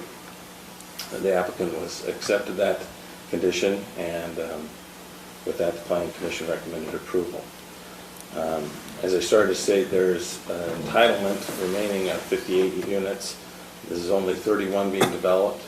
That we've had continued correspondence with the Chief Brendel of Morgan County, or Mountain Green Fire Chief, sorry, Chief. And he is recommending approval of this. Since the existing road network in Robinson Lane is wide enough and there is 2 access points, he feels that with sprinklers on these lots at the northern end of this, that they are sufficient. I think we've talked about the water issue, that this is 31 lots. Highlands Water has given us a letter stating that it is within their capacity to serve. So I believe that checks that box, but we will subject that to more verification before it goes forward much further. Is there any questions for me? Can you, I just want to make sure I understand the access on this one. Go back over there. It's kind of an interesting one. So you drive up the main road into Whisper Ridge through their entryway, and then there's a place where you can turn to the right, and then you can head back down the hill. I'm assuming that this phase is as we go further up the hill. And then, is there another secondary access that's being proposed? So, no, there's not a secondary access being proposed. We have Mountain View that comes on this side, Robinson Lane comes up and curves. The initial design of Robinson Lane in this section of the site had a large median. Right. That was essentially moved because it was such a nightmare to deal with plowing snow and such. So that was removed fairly quickly after being installed. So we have a large section of road here that's probably 70 feet wide, maybe, something like that, quite wide. And then Robinson continues up to the north with about a 50-foot road section. That's paving, that's curb to curb. So that was grade separated though between the going north and south, wasn't it? Or were they just raised islands? They were just raised Okay. islands. The condition for Phase 2 was that and along the back of these lots down over here, there's a 30-foot emergency access easement that is platted. The condition of Phase 2 was that road be completed, and so it would be 30 feet wide, built to hold a 75,000-pound apparatus. And that's where it was kind of left. The applicant is obviously, and we'll talk about their subdivision here in a second, And Chief Brindell and the applicant have decided, have worked out that because Robinson Lane, you can speak to this if you'd like later, but is wide enough, when planning staff and engineering and the fire chief all met, we thought with this emergency access improvement, that this small section that didn't have two access points, but it was exceptionally wide, was sufficient to allow for those. We have the complication of the development agreement is entitled them for 58 units. So the 30-foot access has been installed? It has not. But it will be. Will be. Well, okay, the initial proposal in the development agreement was that it would be when those other units were put in. The compromise, I'll say, that has been proposed and is acceptable to Chief Brindell is that that access easement is only improved for a brush truck and not a full access easement, but it will 75,000 pounds. It will be a brush access road that can do some buffer, but given the width of Robinson Lane, the lack of width between these two access roads, if there's a fire situation, and that's coming, fire situations coming across there, my understanding is the width of those, the distance between those two roads would not be very beneficial probably. So the preference would be to only leave that as a brush road, fire break road, so to speak, and then use the existing width access with the condition that these homes are all sprinkled. So are the existing homes at that Y all the way up to where the new proposed phases, are they going to be sprinkled similar to what was just suggested in Trappers Loop? They're already there. They already are No, sprinkled? I don't know that they're sprinkled, but they're existing homes. They're already there. A distinction here, Commissioner Anderson, is that there are two fire apparatus access roads where there aren't for the 67 homes in Trappers Point, so that is one of the distinctions. Yeah, But I see. that's the biggest distinction. See, you've got actually two of them You got up two there. roads So- coming out. You got two On roads. the old highway. That's going into, well, you show them, Brian. I understand that. So once they stop at 2, that means that we've got a dead end, a start of a dead end road, correct? You got a Right there? start of a dead end Yep, road. start of a dead end road. Okay. And so. Similar to Trappers Loop, just different configuration, different roads. where- Somewhat, but Trappers Loop has a bottleneck. And we don't really have a bottleneck here. Oh, and full disclosure, I live Right there. here, the dot of the I, okay? So I certainly didn't want to be accused of saying negative, no, I don't want any development up here, period, end of story. I want to be reasonable about this. One of the big problems that I have with Whisper Ridge is that when it was approved by your predecessors, they should have never approved it, really, considering that it's a 12% grade, had 18-foot wide roads on either side of a median, has a 20 through the stretch here, if you go down a little more, on the S-curve here. This is only 28 feet wide, which is not wide enough by any stretch. There were so many problems with this. We also have a problem with, as one of the folks in the subdivision pointed out, can we go a little bit further down now? One of the other issues is that when this was approved, all the way to Old Highway, these two fire apparatus access roads, there are two, okay, but they're only 265 feet apart. So the issue is they're supposed to be wider apart than that. So there are so many things wrong with Whisper Ridge right now as it is. I figured that we needed to come up with some kind of a compromise that would be in the interest of safety of the community. So what's my concern as the fire chief? Can we go all the way up? What my concern as the fire chief is, keep going, is this and this. This is the wildland, all right? It's even more wildlandy than behind my house and behind these houses that face 6300 West. So what can I do to fix that? There isn't a whole lot I can do to fix that except, one, build less houses, which the developer has already said that he's dropping to 31 homes, which I found as a real win for the fire district, because originally the thought of trying to pack 58 homes into this means that they were going to be cluster homes, really tight, and not in a good area by any stretch. I mean, the cluster homes that we have, and I use that term, I know that developers hate that, but I had to go through that process with Cottonwoods Phase 5, and their multiple access points and multiple fire hydrants and other concessions. We don't have that here. What we have is a development agreement that I don't know that I can really buck really hard. And we have a developer that has dropped the number of houses to 31 and has agreed to fire sprinkler them. What does that mean to me? That means we get a house fire up here at the top of Robinson Lane, and it doesn't set the wildland on fire. That's the thing that I am the most concerned about. Can we get people down this road? Yes, absolutely. This is, up again, please. This stretch of Robinson Lane is wider than Old Highway Road, okay? I'm great with using this stretch to get to these two egress points. Egress points or access point for fire trucks, okay?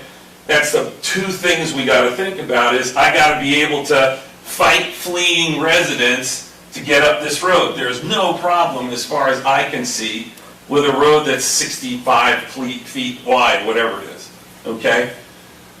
So I don't really have a big problem with that. What I have a big problem with is houses up there in the wildland. They're right on the hillsides. And with the way I have experienced wildland fires since I've come here from the East Coast, where we don't have those crazy things, it's been a real eye-opening experience. And if I can lessen the potential of a house fire setting the wildland on fire, I would gladly make a compromise about this stretch of road. So that's why I'm where I am. One of the reasons why I agreed without turning this into Interstate 84, okay, behind these people's houses, is because it's 150 feet from there. I carry 200 feet of hose on my fire trucks, pre-connected and ready to go. So we can run right back there, and there's no problem to do structural protection, but we've got a pretty less than adequate fire road that was bulldozed in here. That was bulldozed in here, starting right here by Butch Robinson's property, and goes all the way up. It was a single blade wide fire break road. That's all it was, and that's all it is to this day. It's right on the border of the staking for the back parts of these houses.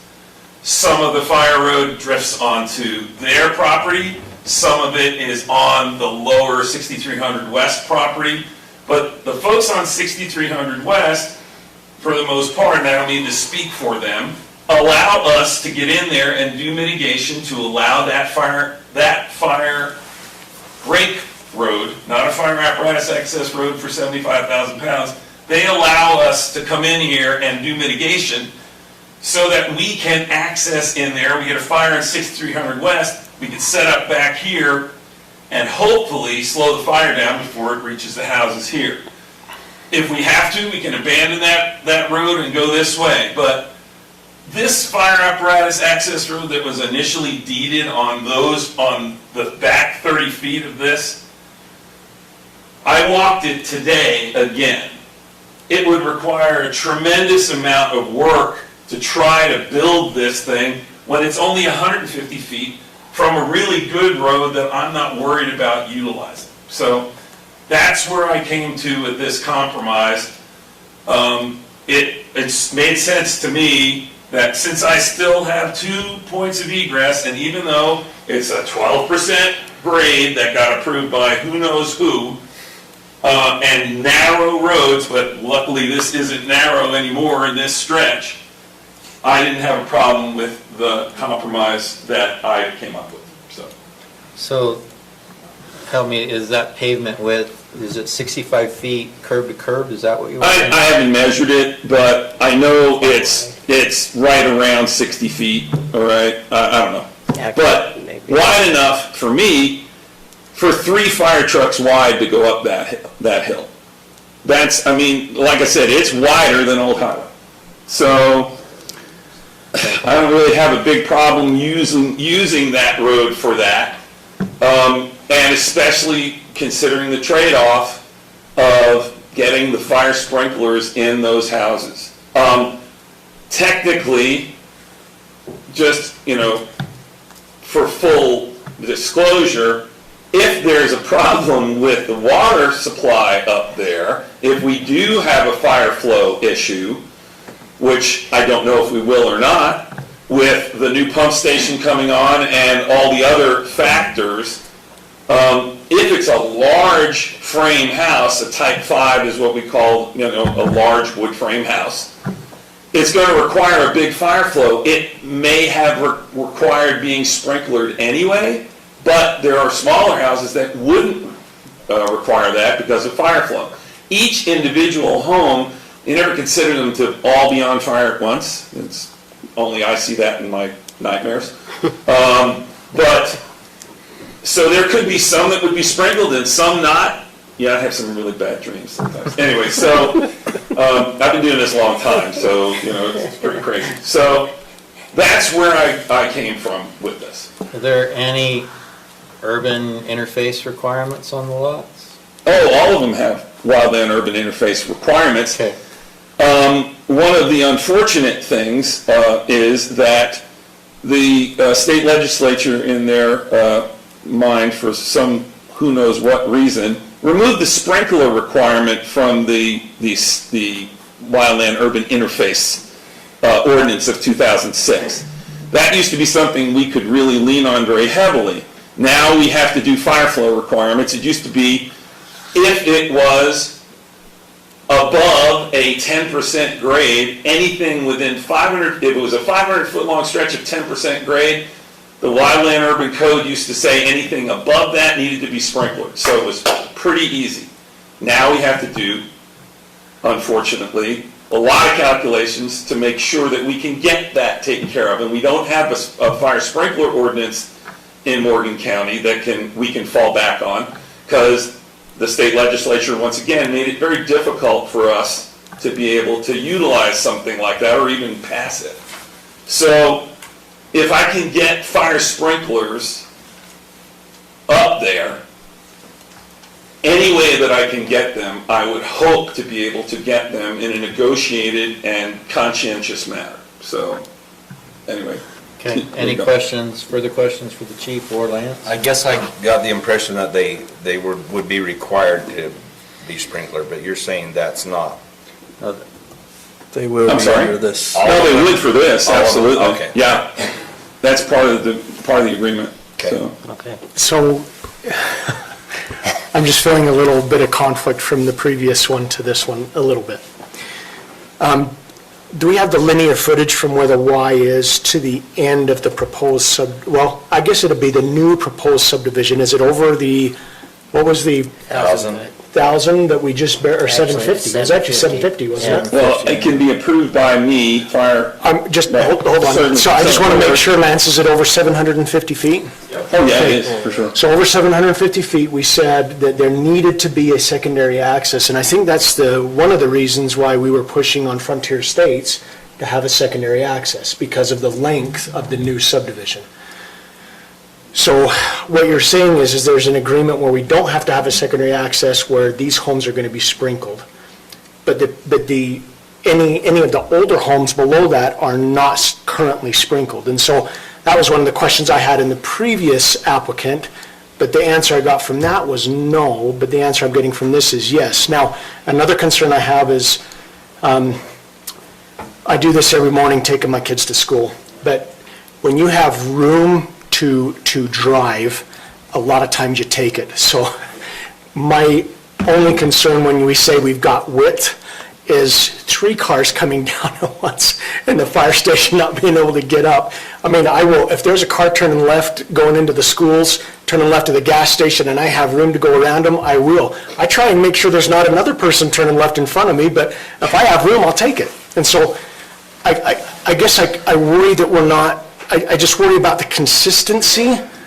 I don't want to open any of us up to litigation. I just worry about the consistency.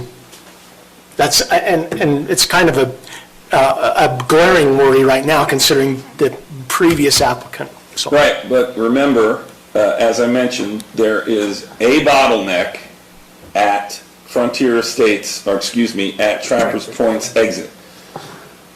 The bottleneck here is a pretty big bottle. It's not however wide it is at Trappers Point's entrance. A car wreck at Trappers Point's entrance will effectively close Trappers Point. Here, because we've got, starting here, multiple avenues that we can go, I don't have a big problem with it, but if you guys do, that's up to you. But that's why I said, with this being pretty wide, and then the deal about this other road, this road was approved, but obviously it's a road that's only 150 feet from this. In the code, they talk about remoteness and having at least the fire apparatus access roads be pretty far apart. So that's why I pretty much nixed this right away. It's not a usable alternative as far as I'm concerned, and Lance mentioned, in a fire situation, if it's really pushing on these houses, I'm going to be doing most of my attack from here anyway. So that's just another thing. Oh, the other thing is with this road being built, it would start on the main road and come out to the main road sort of right here. So it's not really an alternate means of access and egress. It just allows me back here with more equipment. So, but if they can do the improvements, I'm good. So. Not to make this too convoluted, but I agree with Commissioner Anderson that we need to look at this, and it might help, Lance, not to bring the last applicant back into the same discussion, but I think it would be helpful for us to see the Trappers Point subdivision on here so that we can see the difference between the two. So all I'm saying is if you can just bring it up on Google Earth, I'm looking at it here and can see the difference, but. Can I use the county website? Yes, that's great, the parcel, whatever. And while you're looking it up, I guess what I'm used to seeing is roads are designed for fire apparatus to get in and out of those roads. So if a road doesn't allow a fire apparatus to get in it, it's designed incorrectly, would be my take. It was designed incorrectly, Mr. Anderson, for certain. Yeah. I mean, the S-curve is 28 feet wide, and it allows parking on both sides. Actually, that was something else that I placed in my letter, that we needed to address that as well. The fire code official is allowed to make no parking on one side of that road, but it is a county road. So, of course. Private roads, aren't they? Beg pardon? No, it's a county road. No, that's a county road. Whisper Ridge? It's a county road. Yeah. Just not the courts, Mr. McConnell. Oh, okay. Okay, the courts, the cul-de-sacs, which are cul-de-sacs. I remembered some Yeah. emails and. Yeah, that's what that was, but Robinson Lane proper is owned by the county and is plowed by the county. Okay. But this is what I worry about. The wreck here somewhere, and that seals off this. So, And really, in actuality, these are similar in access in that you're talking a subdivision connected to a subdivision, right? I think the difference is if there were a road coming out, right, where we're talking about either there or in that corner where the current easement is, that was all the discussion, right? If there were a road coming out there, it would really be almost identical to what we're talking about with Whisper Ridge, where you've got 2 roads coming out to the main road. Are there 2 access roads all the way to the end? No. There's not two accesses all the way to the end of the subdivision, but there is 2 accesses there, it would split. So to me, that's the difference. Also, if I may, about the fire code itself and the reason for access from 2 directions, that was disregarded by the county council a long time ago too. The 2 direction thing, it's not so much access and egress for the citizens, though it should be. I mean, absolute should be. That's all I consider important about getting folks out of here. I could sneak the fire apparatus in somehow. I'm bigger than they are, okay, more than likely. But the problem is, that it says access from two directions. And that's why when I brought up when Mr. Smith talked about, well, we'll just sprinkler the 10 homes here. Well, there needs to be an two accesses to get out of this thing eventually. And all this does is add 10 more houses to 67 houses and still the same bottleneck if he sprinklers. I'm looking for community safety and the ability for us to get in and provide fire protection if we can. If there's a big wildland fire blowing this way, and by the way, they happen and they will require large amounts of evacuation. People just don't seem to see that here. That means we need to get everybody out this little tiny road. In Whisper Ridge, once again, we go back to that. I got two ways out and a way in for fire apparatus somehow. We're going to come in on the wider road of the two. I've already got that in our pre-plans to come up Monteverde and come up Valley View. Don't get involved with Robinson Lane because the S-curve, I almost run into people nearly every day, especially some of our hot-footed, really in a hurry folks that are trying to get people to the bus on time. So that's why I'm going to be pushing for the parking restriction. But that's what I'm talking about is two egresses in Whisper Ridge area. Okay, both county roads, by the way, county-approved roads, whether they're wide enough or not, they were already county-approved roads, versus one. So that's... Well, and let me just add to, and I don't mean to push, I'm No, you're concerned. fine, Mr. Anderson. We have up above the big width of the road, so where the road actually narrows to a normal section of road, I just counted 25 existing lots, existing. I don't know if they're all built on that now or not. 25, yeah. If we want to add the 31, that makes it 25, 31, 56. So very similar, actually, very similar in the number of lots, and this is before the road widens. I just want to make sure we're consistent, that's all. I'm concerned that we're not being Before the road consistent. separates, because the road is wide. Yeah, it's from wide all the up. way to the point of divergence between those two roads. It's wide all the way from It's all the very end. Yeah. Yeah, because the Diverges. medians that we got taken out, thank goodness, ran all the way up to the top here. And so, yeah, I don't know how wide it is here now, because while this was under construction, it looks like it. These look like construction vehicles. But anyway, I know in front of my house, which is Down that one, I know that it was 20 feet for each side, or not quite, 19 feet for each side, plus the median made it about 60. So. Yeah, I've measured 44 feet of asphalt on Whisper Ridge, 36 feet of asphalt on, so difference of about 10 feet of asphalt. Oh, it's Robinson Lane, sorry. It's Robinson not Whisper Ridge Lane, anymore. okay, sure. So, Yeah, I don't, that's all. I'm very concerned that how we're dealing with both of them differently is the perception and how I feel anyways. So, but they're very similar. They're both dead ends. They're both a number of lots on the dead ends. One road's is 10 feet wider than the other road, and that's the difference between the two, in my opinion. So what prevents, once they get up there with a house that's under sprinkler, what prevents that homeowner from turning that off? nothing does ever. Okay. Stupidity, I guess Yeah, that's stupidity. one of the things that's... Yeah, well, that's Yeah, I actually had someone ask me that once, and my question was, why would you want to do that? Well, I don't want water damage, I don't want them all going on at one time. Said you'd rather go up and smoke. Thank you, Die Hard, again, the movie Die Hard. When all the sprinklers go on at one time, or Major League, there's a bunch of movies that is a complete falsehood. When a fire trips a fire sprinkler, only one activates. If the fire gets a little bigger, it'll activate two. The NFPA says 97% of fires in sprinklered homes are controlled by one head. 99% are controlled by two heads. Okay, so pretty much you're guaranteed. Oh, by the way, also, there has never been a death in a home that is equipped with automatic fire sprinklers as long as they've been on and activated. Never.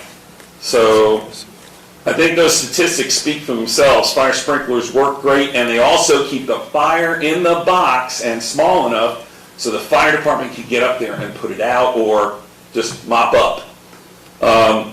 There's nothing that prevents any of those homes from becoming a torch and lighting off. You know, they're built to burn. I hate to tell you this, the way we build them now, we don't have a lot to say about it. The International Building Code has been, litigated, and it's the deal. But I'm pretty sure at least a couple of folks in here live in a large one-room type atrium home with your living room, dining room, and kitchen all one big open area. That's a big place to start a fire in the kitchen and have it catch your entire house on fire. So I would love to see fire sprinklers in any of the newer homes because the fire grows exponentially by the minute. So it's a big deal to me that we could get some sprinklers in there. So, any other questions, guys? Okay, Thank you. is the applicant here? Yes. Is there anything you'd like to say? Good evening, Craig North, 5835 Dartmouth Drive. Maybe just to point out or address one of the other differences between the two, I guess. There is an active development agreement, and that platted road was for the fire access. And so when I started down this road, I was game for the retaining, the grading, the road base, or however that needed to be constructed, and then working with Chief Brendel, the construction of that fire access may change from what I was originally anticipating, but for what that's worth, that's what it was platted there for in the development agreement. Other than that, Lance and Chief Brendel did most of the heavy lifting. Any other questions for me? So what's your building envelope on those 3 lots above? The one in particular looked like it had a no-build restriction that extended pretty close to the front. Mm-hmm. I'll jump in on this. Oh, sorry, Craig, I shouldn't have. So this is the no-build line for the downhill side. Right. This is the no-build line on the uphill side. Keep going up. Next one up. Well, The next. maybe the next slide. next page Slide, of the- Yeah, there you that cross-hatched area, that's a no-build area as well, right? So you have a 20-foot setback here, and then you have, your total is 103 feet to there, so that leaves you Okay. 80 feet of Okay. depth. I'm probably realistically 65. When I'm playing with it, I set the house over here. You can get back to even 100 feet deep if some of it goes on the other side of that. So it's a little bit misleading, just the lots are a lot bigger. Just once you're looking at them on the plat, you don't realize, well, those are 130, 140 foot wide lots there. So why is that a restricted area? That was originally, it's on the state map as slide material.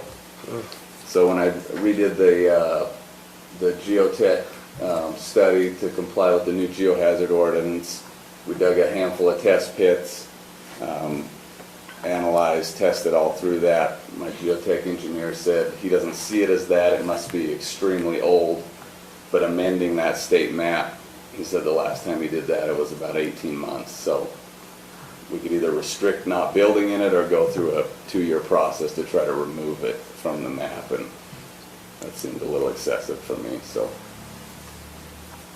Okay. Any further questions for the applicant? How many total feet is it from the end of the one phase to the end of this dead end? From the entrance, Yes. you're just under 1,600 feet. Yep. Okay. Okay. You got kind of a loop in there though, don't you? There's two roads. Yeah, yep, There's two rows. So those are just smaller building lots in the middle there? yep. They're Okay. just under, they're under a half acre, over a third acre. About 121 feet wide, it looks like. Yep. And they're right in between 133 the on two some of them. roads. They do have a landscape buffer on the one side so that they don't have double access. But that way the cul-de-sac at the end could comply with not being too long. I'd prefer to just run a cul-de-sac through the whole thing, but then we have an extra long cul-de-sac. I kind of got, so with the development agreement, there's some requirements. And so to meet those requirements, as well as kind of appease the residents, this was the best layout I could come up with. Part of that being servicing Mr. Eddington's property that's to the north of me is required to receive access and utilities as part of that development agreement, so. And so then you're basically, you're giving up the potential to have the whole 58 homes there, or the additional in phase 2, just to put in 31. Yes, yeah.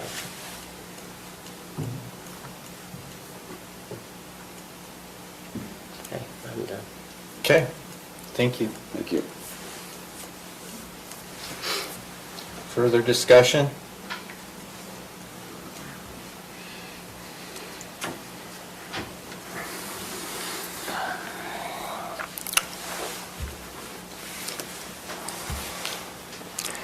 I have none, so I'll make a motion. I move that we approve this subdivision under the conditions that the fire marshal, or fire chief has mentioned, to go ahead with phase 2 of the Whisper Ridge.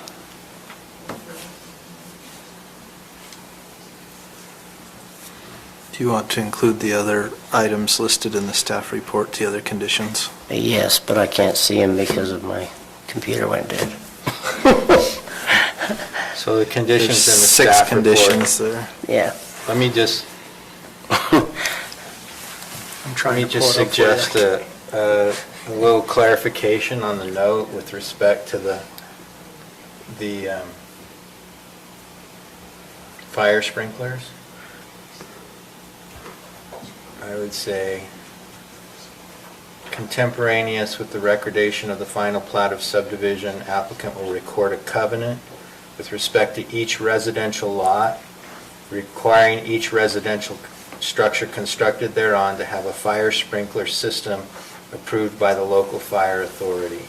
Such covenant shall not be subject to change or modification except with the prior written consent of the county and otherwise be in a form and substance acceptable to the county attorney. Sounds good.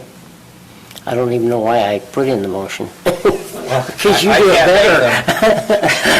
better.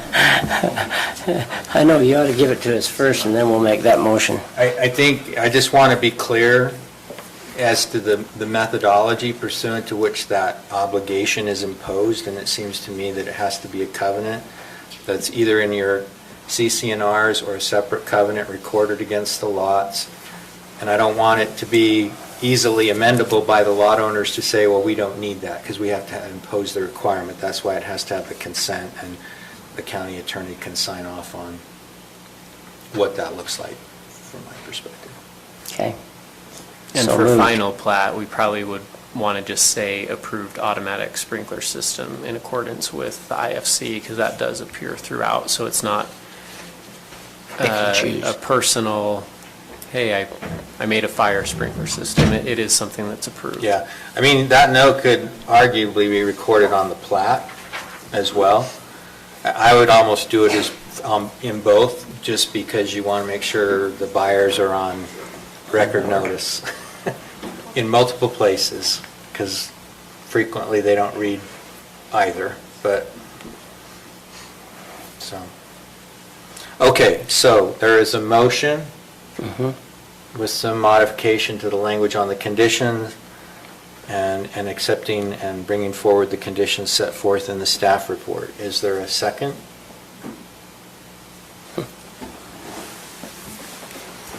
I'll second it.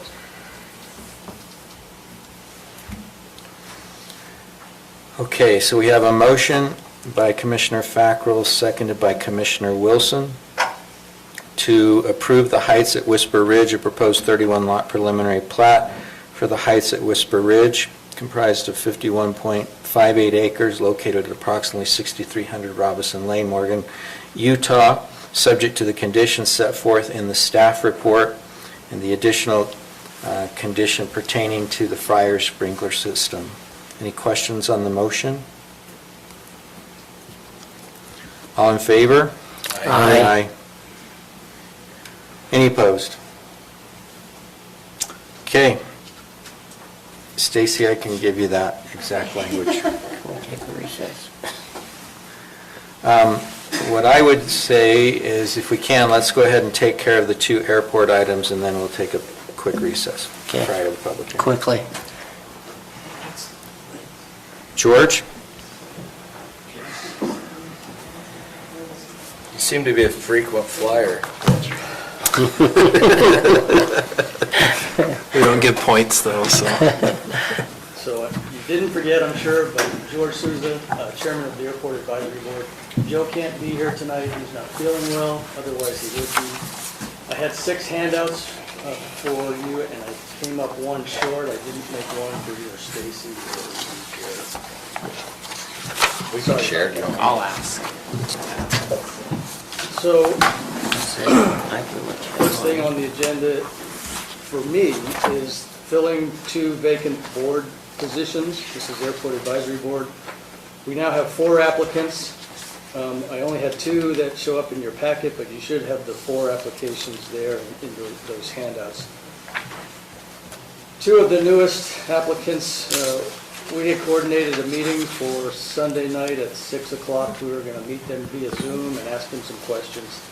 Both of them were unable to attend, kind of a last-minute thing, and so we haven't really had a chance to interact with them much, except that one of the individuals is fairly well known by Eric Federer, who is on our board right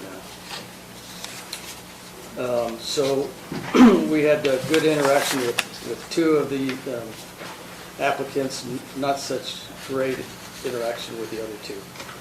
But anyway, we wanted to get this going, so I had it on the agenda a week ago.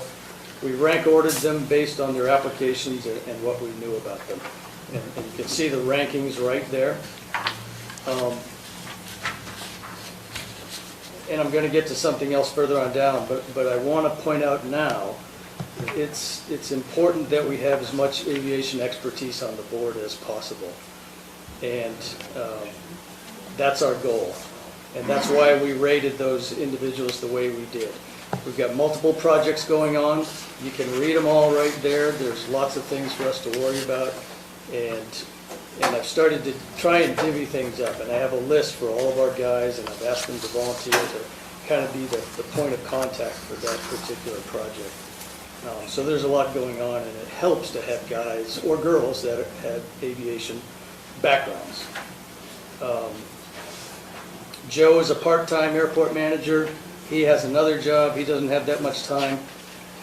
And the county code somewhat limits our ability to manage the airport in that it requires 4 non-regular users of the airport. So if we can find 4 applicants that are non-regular users, that's what we're supposed to have on the board. It does give us the exception to fill in a slot, a regular user slot, or fill in a non-flying, non-user slot with the other type of individual if we only have that type of applicant. I'm not sure if that made 100% of sense, but we're supposed to have 3 that are regular users of the airport as pilots and 4 that are non-pilots or non-regular users of the airport. So right now we have 3 regular users on the board. We have 2 slots that are open that are non-regular users of the airport. The top three individuals, What's considered a regular user? somebody that has an airplane or flies an airplane at the airport. So how does Sean qualify? Sean has an airplane at the airport, I thought it had to be non-user. I thought you said non-user. and that's the issue that I'm trying to be honest about, but help you make a decision related to why we're asking you to do what we're asking for you. So the top applicant is a non-regular user of the airport. The next two are regular users of the airport. Our fourth ranked individual would fill the other position as a non-regular user of the airport, but that person does not have the aviation expertise that we could really use on the board right now. So that's the dilemma. We're asking that you would waive the code or whatever might. Why do you think the code is like that? I think it's like that to have non-users of the airport have control over what happens at the airport. What recommendations come out of the Airport Advisory Board. My opinion on that is it's totally unnecessary because we have you. We make recommendations to you, and you make the ultimate decisions on whether they're right or wrong, good or bad. So you tell us what to do after we make those recommendations. I think those four non-user positions are redundant, and they limit our ability to give you good advice, good recommendations. Don't you think people have a chance or an opportunity to learn? I mean, I know there's a lot, but you know I've learned a lot in the last few months. And sure, I have some experience with my brother-in-law being a pilot and his sons and everybody else. But other than that, as far as airports go, what's wrong with somebody trying to learn? If it requires it within the code, I mean, within your board rules, that we have a non-regular user, why not have them? It's not that I'm not willing to work with people and try and bring them up to speed. It's that it's an overwhelming amount of information, and if you don't have a background in aviation, it's hard to, you basically won't ever come up to speed. And that's even admitting that we're not really up to speed. Those of us that are in aviation, it's a tough business. The FAA is involved, the NTSB, there's code requirements, there's runway protection zones. There are all kinds of issues that are better addressed. Okay, I'm going to ask you another question. Yes, sir. There's not any of us that were commissioners before. And you all do a great job right now. Okay, so that's what I'm saying. That does not mean that somebody that is a non-airport user should not be denied the opportunity to be on the board. I think that if the rules were set that way at some point, there was a reason for that. That's right. And I'm not opposed to discussing the changing of those rules. What I am opposed to doing is making an exception. Right. So We need to follow the rules that are in place, and if we need to change the rules, let's talk about changing the rules at another time. But I don't think that now's the time to discuss an exception. So the rule says if there are two applicants that are non-users that apply, or any applicant, they get first dibs, so to speak. And if none apply, then you can go to somebody who is a user. So in my opinion, at this point, there's two on there that are non-users. That's who we need to put in the positions at this point. Now, if we need to talk about changing the rules, let's talk about it later on. And if our attorney disagrees with me on the rules, I'm okay with that too. No, took the words right out of my mouth. Follow the code or change the code. Yeah. If we don't like the code, let's change it. But until then, and Lance is going, yeah, that's the same thing that we've talked Follow about. the code, certainly, but there is a reason to have non-users on there, and I'm sorry to interject, but the airport's impact does not end at the airport's borders. Yeah, and I think that was the whole purpose of having non-users. There's a lot of impact. It's a land use in the community. Just like the planning commission, we have people from all over the community. That's. And an intensive land use at that. You're absolutely right. If you want to change it, let's have that discussion. So we've got, in the interest of time, I'm just going to make a motion and let's move on if you guys are okay with that. Okay. Right now. Mr. Chair, I propose that we appoint Tim Lawler and Michelle Lyman to the Airport Advisory Board. I'll second it. Sorry. so we have a motion by Commissioner Newton, seconded by Commissioner Fackrell, to appoint Tim Lawler and Michelle Lyman as non-pilot or non-regular users of the Morgan County Airport Board. All in favor? Aye. Okay. All right. Next item? You get to work with somebody now. They work with. Oh, yeah. I know they, I'm sure they would work agree. with me, who's an idiot. I wouldn't say that. I meant when it comes to flying. Okay, so the next item is the infrastructure and what's going on there, the costs. So immediately after presenting to you 2 weeks ago, I went out to all the individuals that have assigned pads, and then I later went out to the folks on the waiting list as well. And I told them that the costs could be $25,000 for the DD and EE road hangers or $31,000 for FF and GG. And of those people, the responses were 17 total, 10 that had assigned pads and 7 on the waiting list, would prefer the full infrastructure option. So 17 preferences to do that, and there's only 13 new hangars, so we have, at this time at least, an excess of 4. We haven't asked them to commit yet, but so far they have indicated that they would be willing to do that.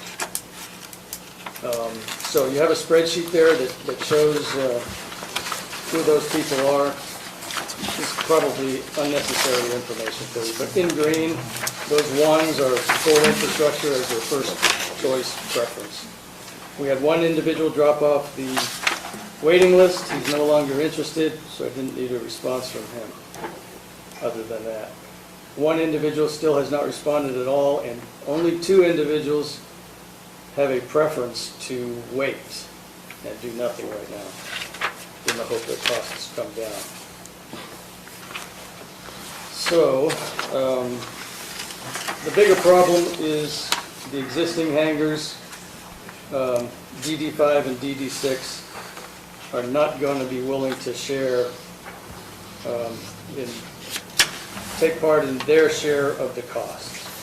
So that's on the back of that page. Have we committed those utilities to those hangars? To DD5 and DD6? They have gas and electric right now. We are offering them water and sewer if we go ahead with this project, and if they... And you're saying they may not be willing to contribute their portion for Yes, that? because their portion... In which case, they won't get the utilities? Correct. Water or sewer? Yeah. Okay. Yeah. Let me go back to my notes, see if I missed anything.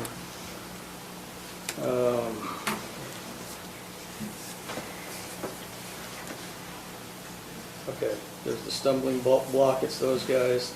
They've got smaller hangars. Matt, his hangar at DD6, it doesn't seal well. He has sliding doors that don't seal well. He has not connected to gas, so he doesn't have heat in the winter.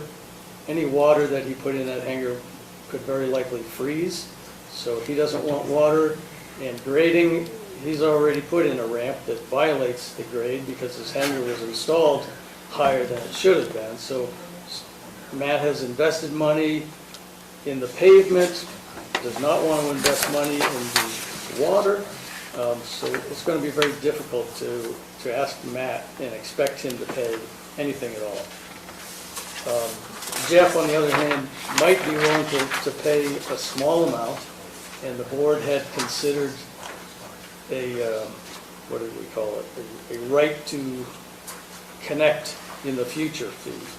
And I don't know how that might work legally, But if they gave us a small deposit now to help defray the costs, because we were counting on them to pay roughly $41,000 worth of, that's their share.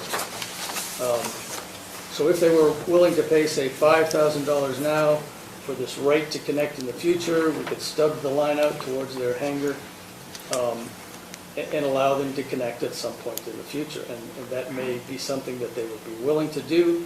I don't know how to structure that legally, but that would be one way to maybe get some of the cost sharing from them as well. Because the new infrastructure will go behind their hangars. If we don't do that, then I think we're limited to, and we're still open for ideas, splitting their $41,149 13 ways, and that's another almost $3,200 per hangar.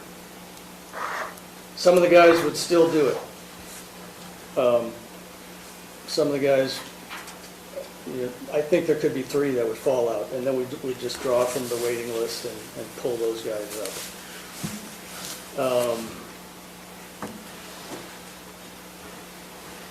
For comparison, and maybe I've said this before, on my hangar, the AA row and the CC row, the infrastructure fee there was only $6,300, so it's a lot higher now than it was back then. And I think this was 2007 or thereabouts when the infrastructure was put in. Well, they were digging with shovels back then. Yeah. And the hourly wage was 35 cents an hour. So if we go forward with this, and I'm not saying that that's the best idea, because costs are really high. I'm not saying it's a bad idea either. I'm just kind of leaving it open to the hangar owners, whether they want to do this or not, and you guys as well. I would want to pursue that right to connect in the future option, and I'd probably work with you, Garrett, on that. And then we want to start looking at changing the leases, because we had some recommended lease changes in mind. One was to extend the build time to 3 years, just because prices are so high right now. And this helps defray the cost if we can extend it to 3 years. And we also have to consider that 9 Line is working with Wasatch Civil as well to come up with a plan that basically sits right next to ours, but it adds upon our infrastructure. So if our infrastructure doesn't go in, that affects him as well. So that's where we are right now. I'm open to all of your thoughts. So what's the, your right to connect fee? Have you determined anything like that, or is that going to be determined later? Because I like the idea. Do we have a number in mind, if that's what you're asking? Yeah, that's what I'm asking. I think they might go for $5,000. I think Jeff might do that. He's DD5. Matt will be a tougher sell, because I don't think he's going to care about water at all. And he already has electricity to his He place. has electricity. And that's basically the only utility that he uses that I know of. Gas is there, but he's not hooked up to it. So, I mean. So if we give him 3 years to be able to build, that may help out with costs, because things are slowing down. Right, Matt? That's true for those, but those 2 individuals already have existing hangars. Oh, okay, all right. Okay. The infrastructure will be in, basically. I think they're, I'm not personally inclined to cause the other hangar owners to pick up that as well. It's a pretty big nut already in terms of the infrastructure that we're requiring them to pick up for their individual hangars, which I don't have a problem with, but to say, well, yeah, you have to pick up for somebody else too. Yeah. Is there no way to cut costs by not providing service to those 2? Or do we have to pass by them to? I think on a long-term That might play. be a question for Commissioner Wilson. Isn't there a line stubbed out towards the hangar, and maybe that's the only thing, the only cost that could be saved? It's just Water line? that's it, huh? Yeah. Yeah, well, then there's no, and to me, we're better off stubbing those lines no matter what, just because then down the road, if there Yeah, is. we stubbed Jeff's out already, so that's kind of crazy to not hook. Yeah. But anyway, Okay. But yeah, and I think we could certainly put in place a connection fee for any future owner of that hangar, whether by assignment or otherwise. Sure. So, I guess might be a little bit, I want to make sure we have a construction project, and we got the amount that it's going to cost to construct, but we don't have the funds in place to pay for that project yet.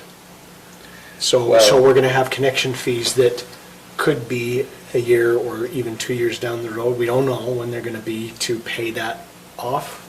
We have that for 2 hangars. Yes. The balance of the hangars, the responses, as I understood them, are they're all ready to move forward. We put in the lease agreements, we collect the infrastructure fees when we sign the lease agreements, and so that would be the funding source for the project. Less about $40,000 Exactly. for these 2 existing hangars that don't require them. Right. Correct. Now, if we split that $41,000 up amongst the other hangars, then we add on another almost $3,200 to what they would have to pay up front, which is an option. But, sooner or later, it's just,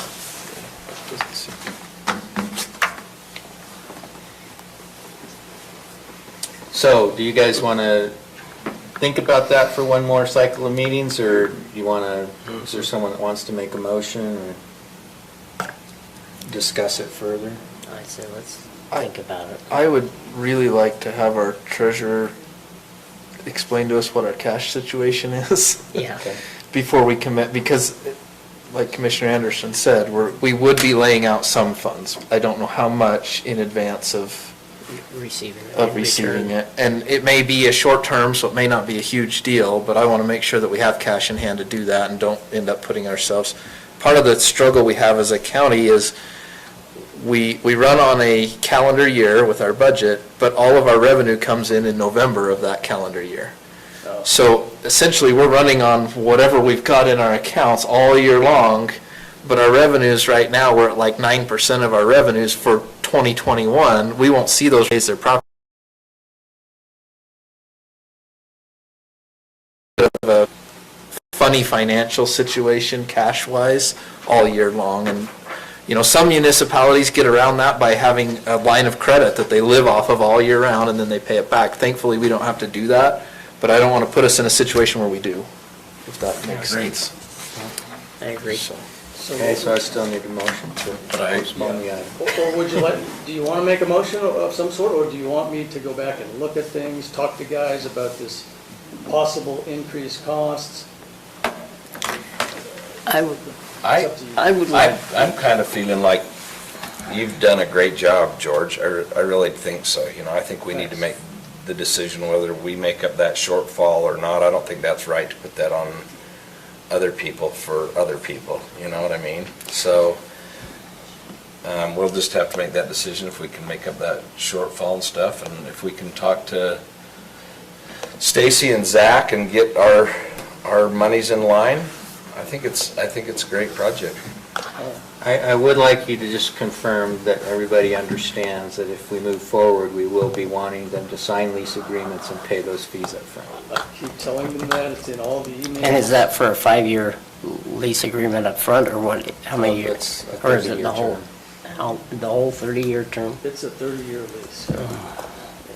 I mean, they're paying that all up front. For most of them, it's a life term. Yeah, I know. So that's the way those ground lease forms are, and work with recommendations on the ground lease form with Garrett. Just Okay. get those to him, and then All right. once you've signed off on them, then we can bring them back to the commission. I did get a contact from, help me with his name, that wants to do the FBO. Brant. Hayward. And he wants to start working on his lease agreement, which I think should be different than the hangar lease. Okay. And I don't know if you have anything that you want to work from. I may have some hangar lease forms from clients if you want to, from other airports that might be helpful. I can get those to you. Yeah, you can send those to me and then just connect him with me. I don't think I've heard from him yet. Yeah, he sent me an email today asking if he could do it. I just wanted to talk Okay. with you and I'll put that to you. Now, Okay. as far as the right to connect in the future, is that something you want me to pursue with George, where we say? Yeah, the hey, mechanism. Pay 5,000 as an option contract type thing to keep it open, and then when you hook in, you'll pay the additional 16,000 or whatever? Yeah, or Do you even want if it's, that, or? yeah, Okay. something. I don't know what the exact terms are for that, but I don't either. But we can talk about But we can talk about it. Okay. I only have one other question. Yes, sir. It goes clear back to the beginning, and that was the lease fees, where the new people are paying a lesser cost than the current members. I don't think that's right, and you need to consider something. That's my opinion. You need to Yeah, we need to consider start at whatever that the even though, adjusted is. even though you're being raised now at 2% every single year, I think those people that come on board now should be paying at least what you guys are paying now, and then theirs goes into the 2%. Because it's not fair for them to get a lesser price than what you're paying or what you have paid. that is the purpose of the acceleration, to keep the. You know, So- but they're and gonna be that's a simple lower. thing, No, we but- just need no, to start I'm off agreeing with with you. whatever Yeah, the they start at adjusted what the rate is. adjusted Yeah, rate is. just whatever it is instead of less. Because when we were discussing it before, they were less than what everybody else was paying. On the other hand, the latecomers are paying far more. in terms That's of true, but that's infrastructure. the cost of them wanting a house. I mean, if I build a house now, it's gonna be a whole lot more than it was 10 years ago. Well, they So, also have it's the the same additional thing. cost of building the hangar, but I'm sure those aren't any cheaper either, so. No. But I get the point. Yeah. I agree with your Yeah. fundamental point. I mean, I just don't think it's fair to the current existing leasees to go and have the new ones come in and pay a lesser cost than you're paying. So I will add that, That's all. and I don't disagree with you, but It doesn't make up much, but still. the appreciation of 2% that we pay annually Uh-huh. just started. Right. Because it was overlooked in the past, some sort of verbal agreement to do so that nobody else ever knew about. Right. So the difference, I mean, so it went up 2% from $540, $550.80 Right. a year is what we pay now. Right. That probably would not be a problem to convince. Right. Well, we haven't set those rates yet anyway, so it shouldn't be something we have to Yeah. convince. We just say this is the lease rate as it Right, is. but if you we're know. asking them to give us a lease amount. No big deal. Up front now, they ought to at least have that figured into it instead of a lower cost. That's all. You know, simple little thing. So Okay. I will mention that I do worry about convincing guys to do this because it's an option and because this is a good airport to have a hangar at. What if it turns out that they've invested too much money, the lease fee is higher than they wanted, and things go south? The negativity that could arise from that kind of a situation just bothers me a little bit. So I'm very careful to not, I don't disagree with you, but... That amount that but- you're talking about is $10. If 2% deters them, I don't think we want them here anyway. Right. And if That's we right. go with that, that's fine. But if we all of a sudden say it's $800 a year now, you know, guys are going to cock their heads a little bit and say, what happened there? How did that Well, get by? I have to pay that on agricultural ground. Sometimes mine goes up like this, even though taxes may still be down here, I still have to pay that. If I want my animals to eat on ground, and I want to put it on Mike Newton's ground, he's gonna charge me $25 a month, where my old one was $10. So what's the difference? Be a little fair, that's all I'm saying, is be a little fair with the rest of the county. We'll have this I don't think argument they're upset. when we It's fine review for the free. leases, I'm sure. Okay? For now, we don't really need a motion, do we? We can just let him take it back. I'm just telling you, Come back. you gotta think of it in everybody's fairness. And that's all I'm asking for, is some fairness, all the way around, including taxes. Okay, thank you. Thank you. All right, we're going to take a break. Be back in 5-6 minutes, and then we'll do our public hearing. Jared, can you get some? What else we got? And a budget hearing. Sorry. Getting crabby.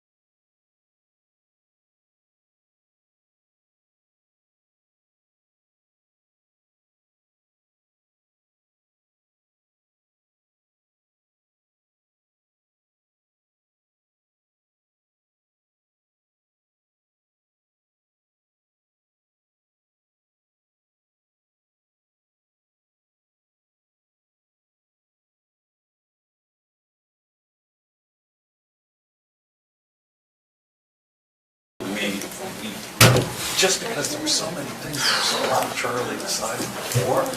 And we appreciate that. We appreciate that. Thank you very much. You bet. All right. Take care. See you guys. See ya. See ya, thanks, Brian.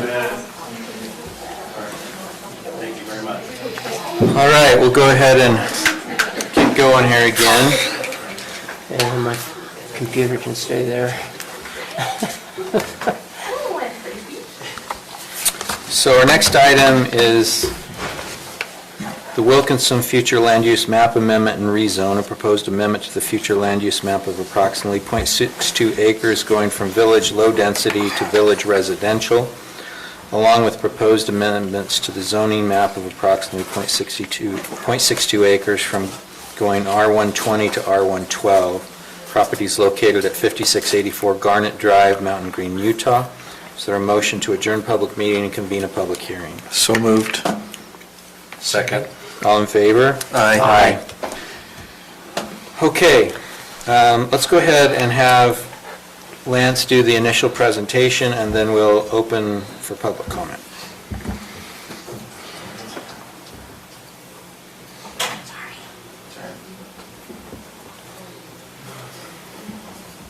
So we have two applications before you tonight, as you stated.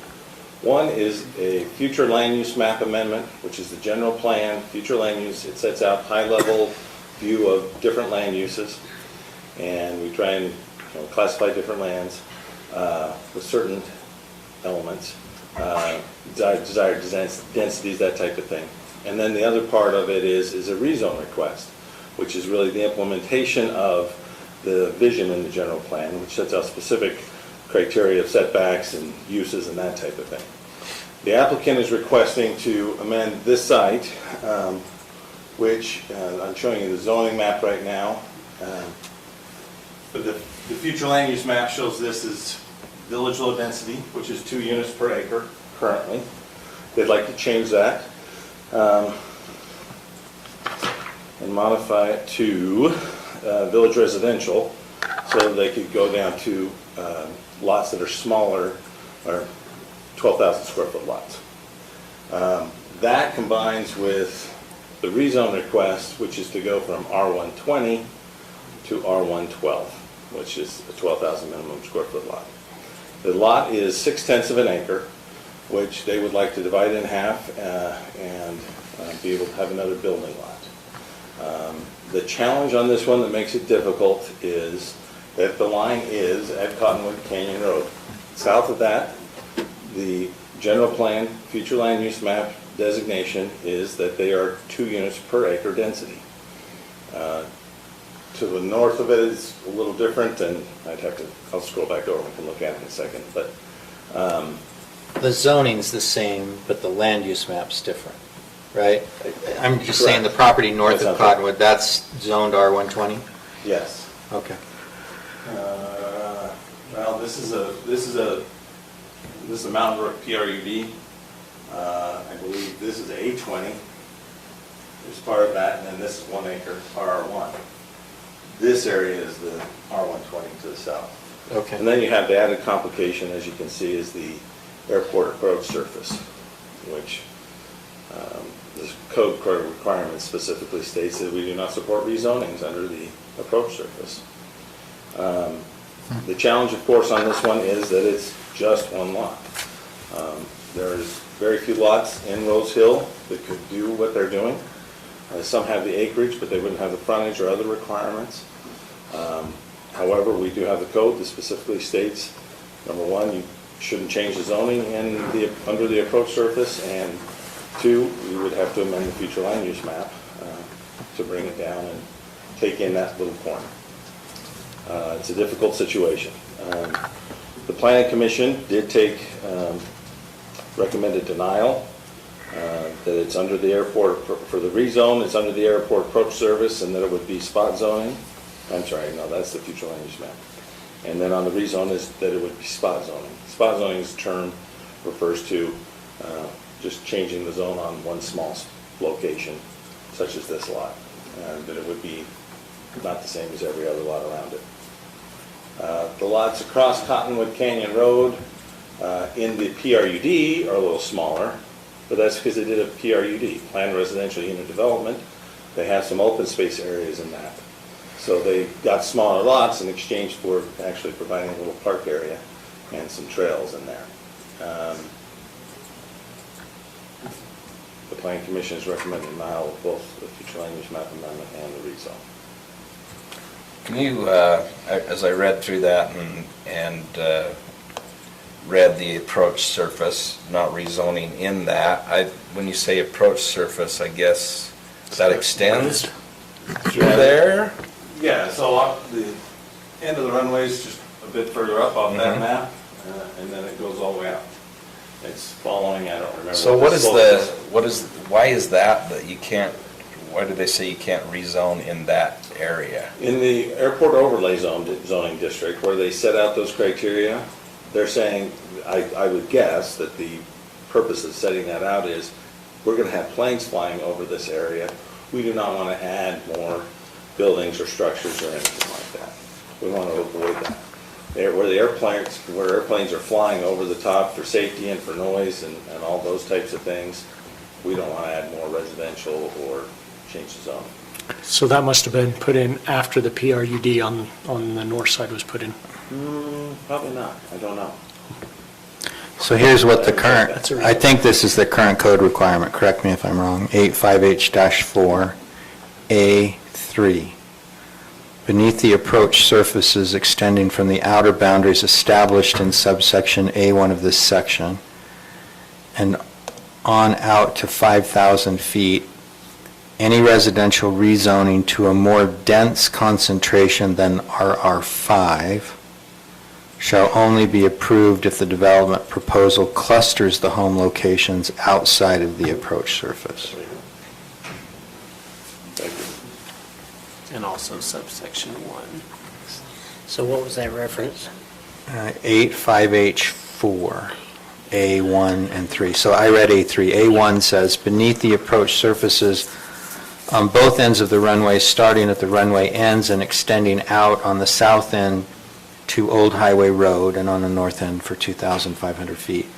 Any residential rezoning to any higher residential density than was approved and in place on the effective date hereof. That's incomplete. It's under subsection A, it says. Oh, unfavorable, future rezoning, future petitions. Will not be favorably considered. Okay. Is that? Say that again?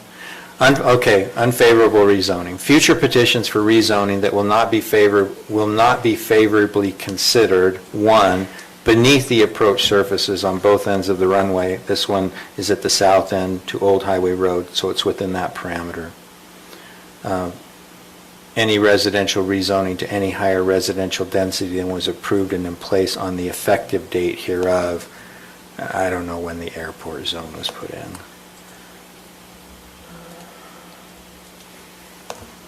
It looks like in 2010. Well, that was the last amendment. Yeah, of everything, so. And then there was an update in 2015 and 2020, 2018. 2020 was the last one. So you referenced it, did you call it spot zoning? Is that what you call it, Lance? Yeah. That's a term. Is there an ordinance that speaks to that? Because I think that's more of a issue if we do a set of precedents of being able to do spot zoning. It's not specifically called out in the code, it's more of a guideline of good planning. That you wouldn't want to come in the middle of this subdivision of residential houses and say, oh, well, this lot can be high density and can put in a fourplex. That would be an extreme or more extreme example of spot zoning. So where you're crossing that line and all of a sudden in one little location without really good reason, you've changed the zone. The whole idea is to keep it somewhat consistent with and compatible with the surrounding area. Sorry, Matt. No, I was just going to say, I guess from the other point of view, of Dane's point of view, I think that it's tough nowadays. Keep your kids in town, I agree with that 100%. And so when you have an open piece of land that's just sitting there growing weeds that you have to mow, he actually takes good care of his, but But that's a tough one, because I would want to do it for my kids. Well, and I'm not disagreeing. I've driven by that corner many, many, many times over the years, and it's almost as if somebody hasn't built a house on that Yeah, corner right. yet. And why? I mean, that's every time you pass it. So yeah, it's unique for sure. But if we were, you've got other lots in the Rose Hill subdivision. I don't know how the homes are configured on all of them, but if you move across to the end, those two on the end, yeah, you know, their houses are probably, I can't remember if they're configured to be on We took a look at, Cottonwood Canyon Road. The one at the corner is not, it's on that other drive. No. No, up on the other Up end. the other direction. Up that way, yep. Yep, go that direction, that lot Right. right there. Or the one across the street. Yeah. Am I allowed to speak right now or no? We'll let you speak in a minute. Anyway, there's a few different homes that are, the orientation. If this property had been configured the way most of the homes down that road are located, then this would be where your home is would be your backyard. But then we would have the same issue on a different street, so. Yeah. well, this one's unique, the home is definitely offset to one side. Yeah, it's offset to one side and it's facing, what's that, Garnet? Yeah. So, Any other questions for Lance? yeah, I'm just kind of curious, on those others, that whole row, that North Cottonwood Canyon Road, are they facing Cottonwood Road? I think so, yes. Yeah, okay. Yeah, the only ones that are not are ones that are like on Garnet and what's the next street? Tulip or iris, Tulip, yeah. lilac or iris, or one of those many different ones, flowers.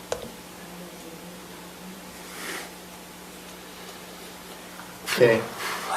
Any further questions for Lance? So it's basically going to be about 13,000 square feet on that other half.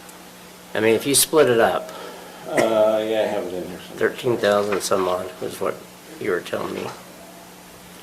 Is it 15? It's 13,600 and something, or 700. Third of an acre's not, It's not a half-acre lot there, it's a third of an acre. yeah, he's got Well, he has .62 acres. 2/3 now, and it would be a third of an acre. So So it's it's, dropped to about 15, that's below the 20, but above 12. So he's requesting the R1 12, which 12,000 would be the minimum lot size. And so we're being asked to go and say, do we want to go and allow them to split it, or are we asking to change the code? So the two applications is They're not amend the code. future land use map Okay. to allow a slightly lower density on that corner property only. And then if you approve that, then the next request is, and we're hearing them together because it's the same discussion, Right. but if then you change wanna that, if you the change zone. that first one, what does that do? Well, then that allows, right now, that general plan, the area that it's in designated does not allow density lower than 2 units per acre, 20,000 square feet, 22. Well, technically, So the we're future changing- land use map is just a suggestion, No, right? technically. It's not a legal requirement. So what you're doing is saying, we're suggesting that the plan is that this could be a different thing, and then they're asking for the rezone at the same time. Okay. They're two different steps. Technically, future land use map adjustments are not required, but they're a really good idea, because if you don't have it, getting the The change supports the zoning. second step. Correct. And I struggled with this initially, this is crazy, we don't have to do that, I was exactly that, it's general, it's a recommendation. That line is fuzzy, but. But we do. That's over the our years, the general normal tradition process. has been, we Yeah. change both. We look at both very strictly. And I think it's wise, because why would you change the zoning if the future land use map still says something different? It makes sense, but, Yeah. yeah. Everything we do makes sense here. In somebody's mind. At some So point, let's hear from the applicant, and then we'll see if there's any members of the public that want to address. address this issue. I don't like doing this. Dane Wilkinson. Like I told the board, I've lived here my whole life, still farming down there. Sometimes I wish I wasn't. I'm just trying to get a daughter here. She's back there with Ryan, with her husband Ryan. We actually looked at all these other lots, like these, and I think there were 6 of them. 8 total that had the acreage for it, but with the offsets, they couldn't go down to an R112, they would have to go smaller. My lot's 5/8 of an acre, 6.2, and all those other lots in there are half acres or .49. And so it would be hard for them to go to an R112. And honestly, I'm not a developer, I'm not trying to make money on this, I'm just trying to get a kid up here. I realize I'm asking for a favor, for you guys to make an exception. Most of the people down there think that I have a building lot there. I've had at least 30 people ask me if their kids could buy that. So there's only a couple people that have, my neighbor, I asked him what he thought, and he said it was okay, and then he sent a letter to Lance, so. Anyway, I don't know if you have any questions for me. The reason my house is on this side is because I was gonna build a shop there, and I built the house in '93. I moved it to this side. It was almost 30 years ago that I did this. I wasn't planning on putting another house there. It was a shop, and I've got a shop over in the industrial park now at the dairy, and it just makes sense. My wife's not real happy about having somebody live next to me, but they can't move if I either have to die or move, but if we can get this pushed through, so. Have you thought about building a son-in-law apartment on your home? I guess that's the next It step. should be your daughter's apartment. He's on his own. Or what you could do is just, you build a mother and father-in-law apartment, and you build it and let them take over the other one. Yeah. Anyway, I know it's a stretch. I'm a pilot. I probably could have clarified a lot of things on that last thing, because me and Debbie were on the original airport planning board, the reason why we had so many non-pilots and pilots. Normally, we don't land that way. I know it's an approaching it. I'm not worried about it, because I am a pilot. I know you guys have to take those things into consideration, so I'm just asking for a favor, I guess, or I don't know what you call it. I have a question. Leniency, yeah. What's that? I say, can I ask a question? Yeah. Okay, question I have for you. Is your daughter coming up here to help you with the farming? She actually is my best friend sprinkler changer. Oh, okay. Until Then in that got case, pregnant this year. You're out of the game. So she's due in January. and the that means doctor- you have to take over, All the Just- training I have. just like my wife had to take over for me. Anything you can add, it's a big enough lot, and the I don't know. It's up to you. So the neighbor that you're talking about, is that the Grays? Yeah. Yeah. That's probably the one property owner that I would say, if you had the consent of, would make the decision much easier. Well, he originally told me, hey, that sounds like a great idea, and then he wrote a letter, so to my face. I didn't see a copy of that. Did we I have a didn't, copy I of didn't that? either. I did not include that in the staff report, sorry. Okay. I got an email, he sent the email to all the commission members, and then he asked for people to confirm receipt, so.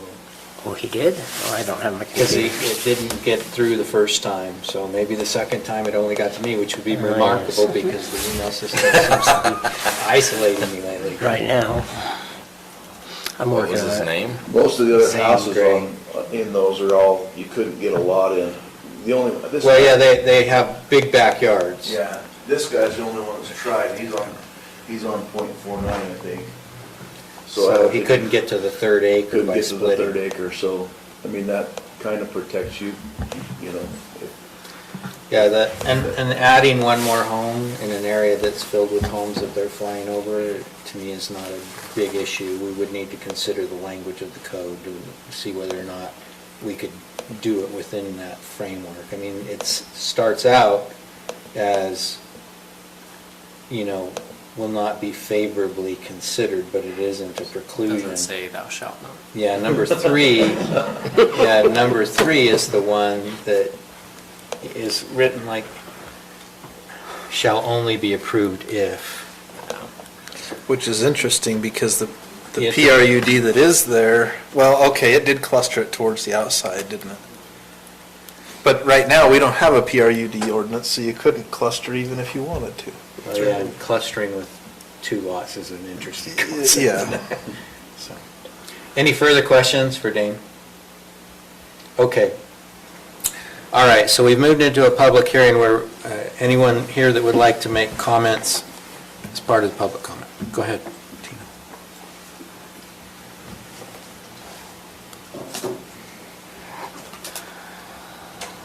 Tina Kelly, Mountain Green, and I'm not here to make any enemies. So take that for, I honestly think it would be favorable if it weren't for the overlay zone that's there.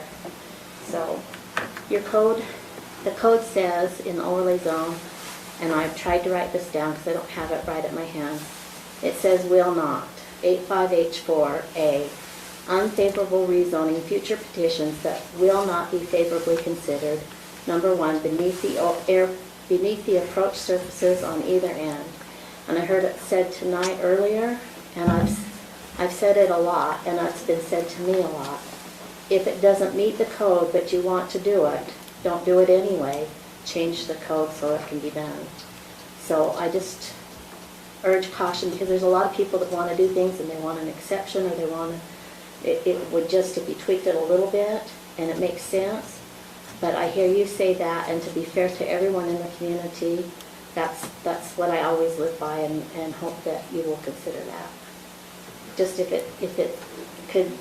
the code could be changed to make it happen, but there was a reason that was put in there. Thank you. Thank you. Anyone else for public Make comments? a quick addition of what Dane was saying, and what you already mentioned, Robert, is the lots, most acreage is behind the home.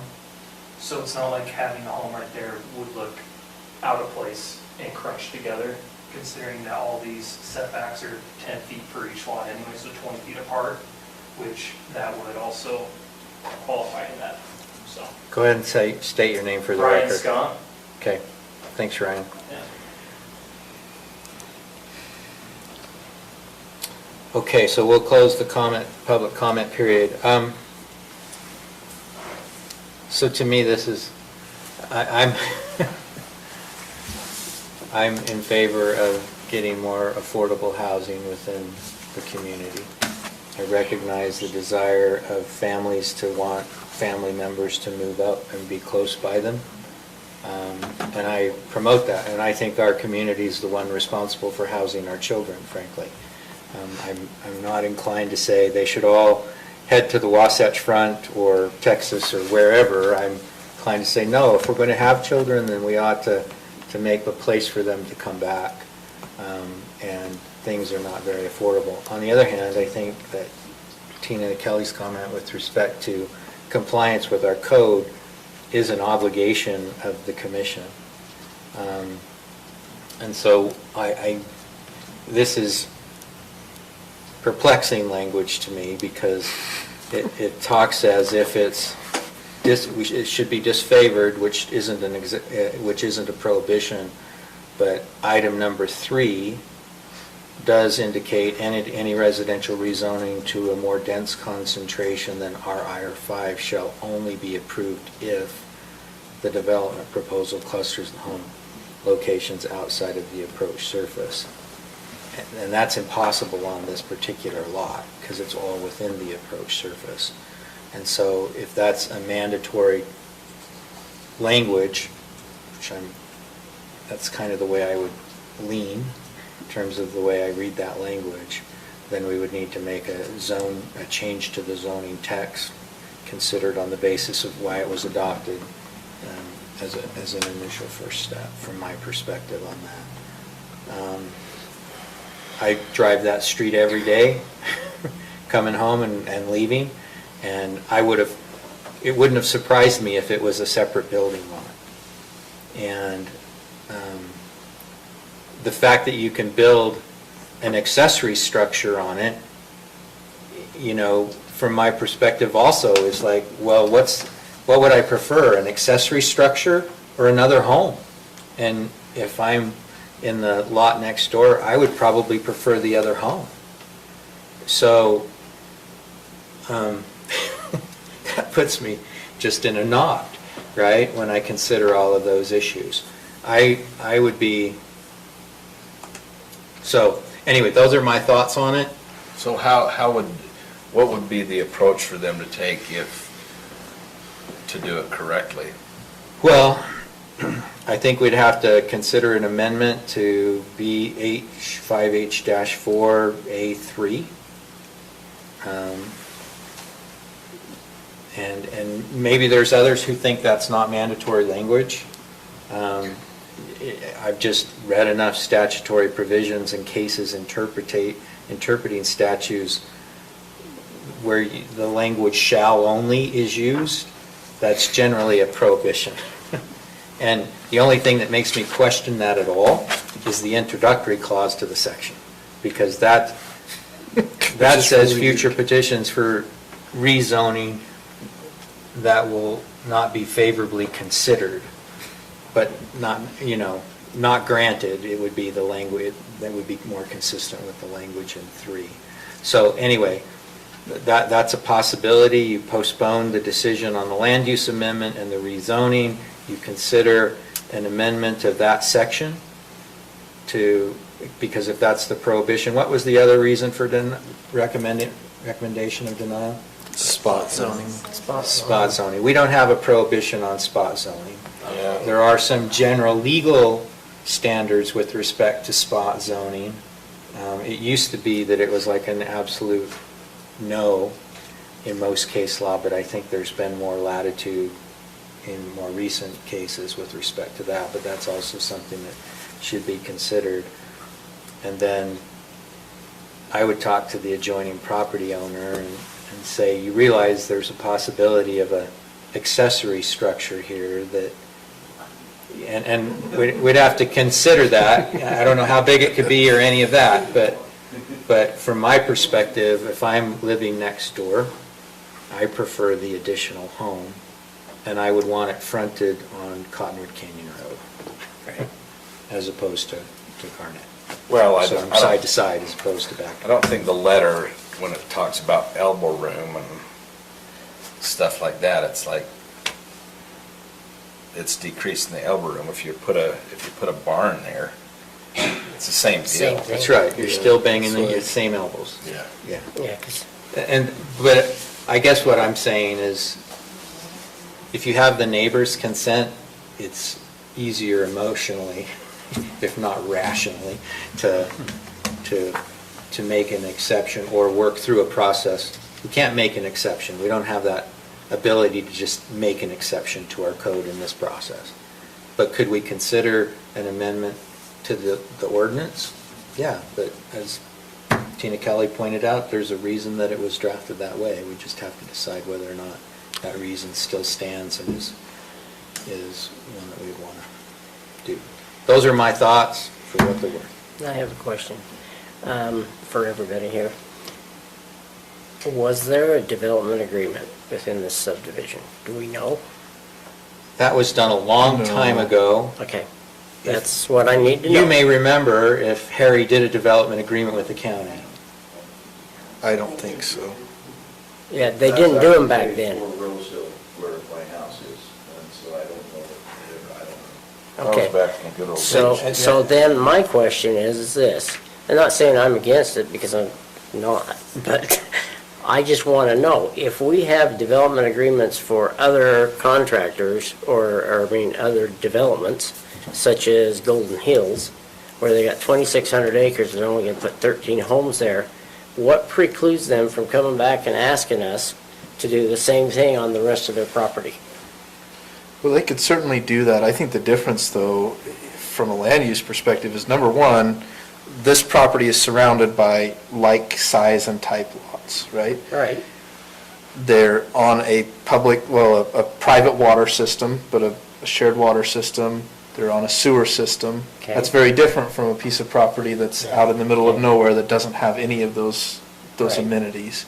So first of all, from just a fire perspective alone, something like this would be more supported than out in the middle of Right. Golden But I'm Hills. just, So, I just want to know, is there anything that would prevent them from being? well, any landowner can come in and make any request they want. Now, whether we grant that or not depends on what's in our code, and that's what we're talking about right now, is right now it appears that our code is restrictive enough because of the airport overlay that we probably couldn't do that and still be within the code. But any landowner could come in and make an application for whatever they want, whether it fits the code or not is a whole different thing. And they can make an application to change the code. Yes, absolutely. They could come in and say, we want to change the Because I'm code. just worried about if we, I can understand your reasoning in it. I just don't want to see future precedents on a development or even a MU-160, they put one cabin on it, or up Lost Creek, or not Lost Creek, but Deep Creek, where they got 10-acre lot. I mean, that's another story, but if we all of a sudden say, okay, now you had this development agreement, but you want to put in 100 more homes in there, it's defeating the purpose of what we started, why keeping it rural. This is not, but because of all your scenario, but I just don't want to set a precedence for something else. Matt decides he wants to put a home back behind his home. Besides just buildings, he wants to put a home back there for his daughters to be able to come back, or his son. What's going to stop him from doing that? So there's almost literally no way to stop it entirely. So Wasatch Peaks has got an obligation to take their unused land and put it into some form of conservation easement. Okay. That's probably the best way to do it. But a conservation easement could be condemned by the governmental authority. Yeah. So they would have to convince the county to do that, or if the federal government came in and said, we need to put in a new installation to make up for something else somewhere else, the helibase. Yeah. They could come in, they condemn that out, they put that in. You can't, to a certain degree, you can't stop that. Salt Lake City for years and years and years wouldn't allow any kind of accessory dwelling on their lots. And then the demand and need for affordable housing became so great that they modified it, and now everybody can have an accessory dwelling on their lot.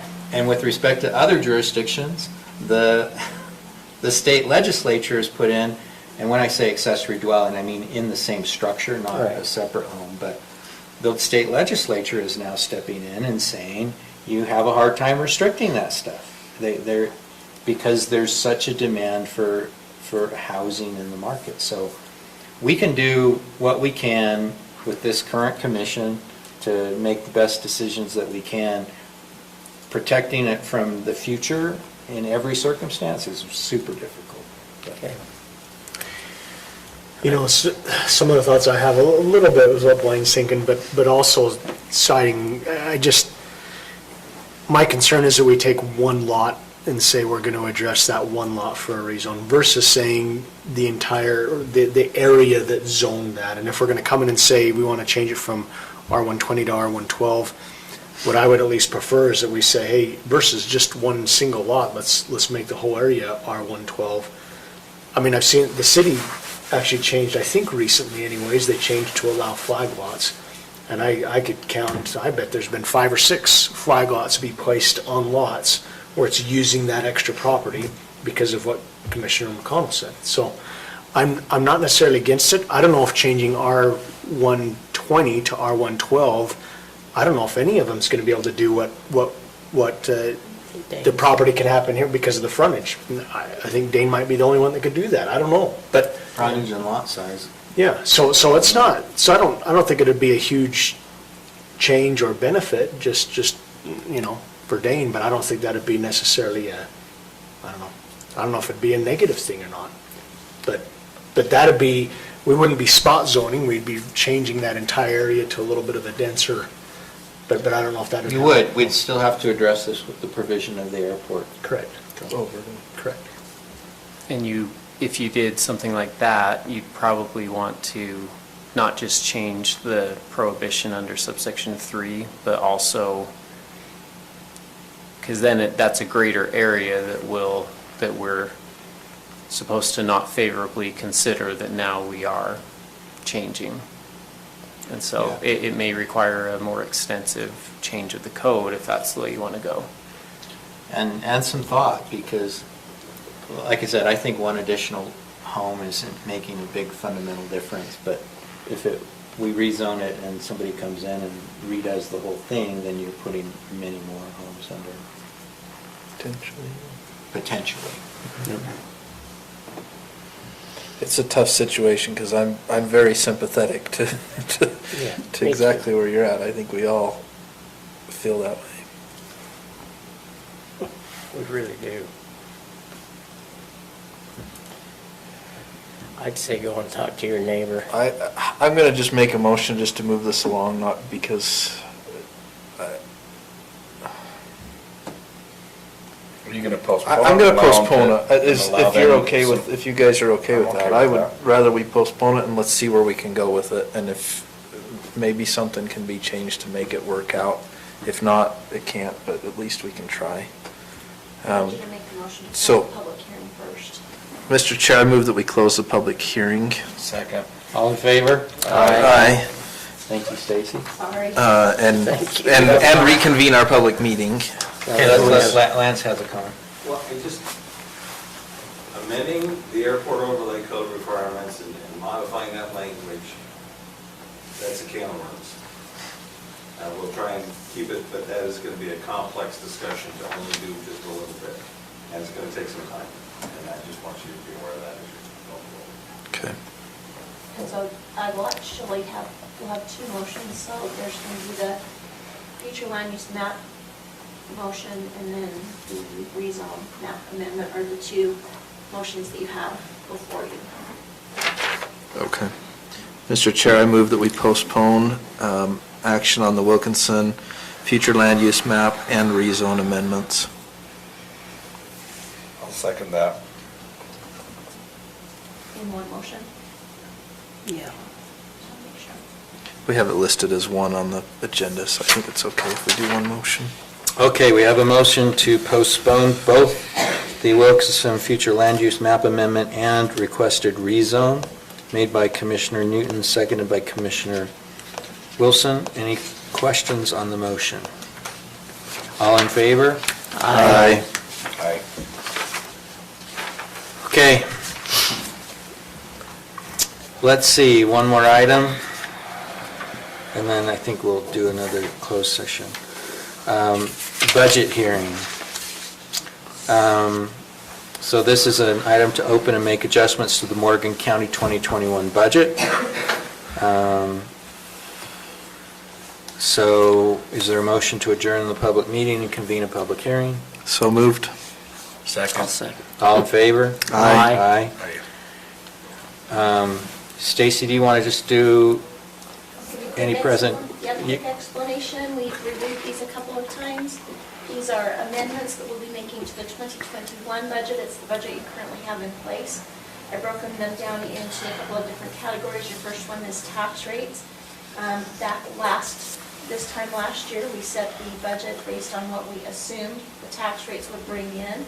We have since adopted the tax rates in July, and these are the new amounts that the tax rates will bring in. The second section is grants, so all of the departments that have received grants have submitted those to me. We'll need to amend the budget to accommodate the grants.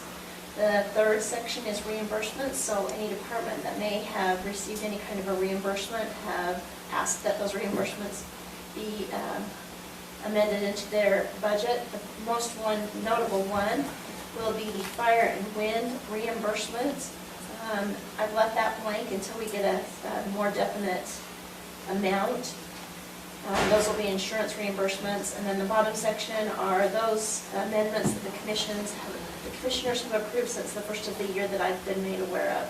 We talked at one point about the flood fund and moving $120,000 out of the flood fund into the general fund and apportioning it to the emergency management fund.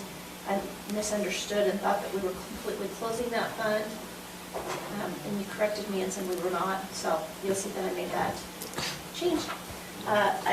All of the documentation regarding every one of the amendments was in your packet, so you shouldn't have any questions, but if you do, I'd be happy to answer them. Otherwise, I just need you to approve resolution CR-21-14, approving these amendments. And then when we get closer to the end of the year, anything that I've missed or that changes between now and then, we'll do another budget opening and amend it at the end of the year. Okay. Thank you. Is there any members of the public that would like to address this issue as part of the public hearing? It's way too complicated. Okay. No, it's not. I got it. Put that in the notes. I want to see that in the minutes. Tina Kelly says it's too complicated. Okay. Is there a request to adjourn the public hearing and reconvene public meeting? So moved. Is there a Second, I'll second it. Okay. All right, we'll take the motion from Commissioner Fackrell, seconded by Commissioner. Just switch He it worded up. that really well, too. I know. All in favor? Aye. Okay. Mr. Chair, I move we approve resolution number CR-21-14, a resolution of the Morgan County Commission adopting certain amendments to Morgan County's 2021 budget with the amendment that we will be changing council to commission on the resolution. While you're at it, okay, sorry, while you're at it, in the first line, it's adopting as opposed to adoping certain amendments. Sometimes we wish we were adopting. It's getting late. I know this is an Olympic year, but we're not doing any adoping. And it's getting late. Okay. We've only been here 5 hours. All right. So, let's see, we have a motion by Commissioner Newton, seconded by Commissioner Anderson to You actually did. approve Resolution CR-21-14. Any questions on the motion? All in favor? Aye. Okay, any commissioner comments? Let's go home. Okay, I think there was a request for an additional closed session. Yeah, it'll be quick. But it'll be quick, so you're willing? Oh, okay. What do you want me to tell them about it? We're gonna, Go to the 2015. oh, that's right. You need to go to the, .org, look at the presentation, look at the land use maps and plains update. yes. And- I'm just tired. And just, are we on track? Are we not doing enough? Whatever your comments are. Yeah, we need We're them. gonna get to the public hearings on that, and everybody's gonna come out of the woodwork, and it's like, it's out there now, and your comments can, if we get them in now, we can start. So- That's correct.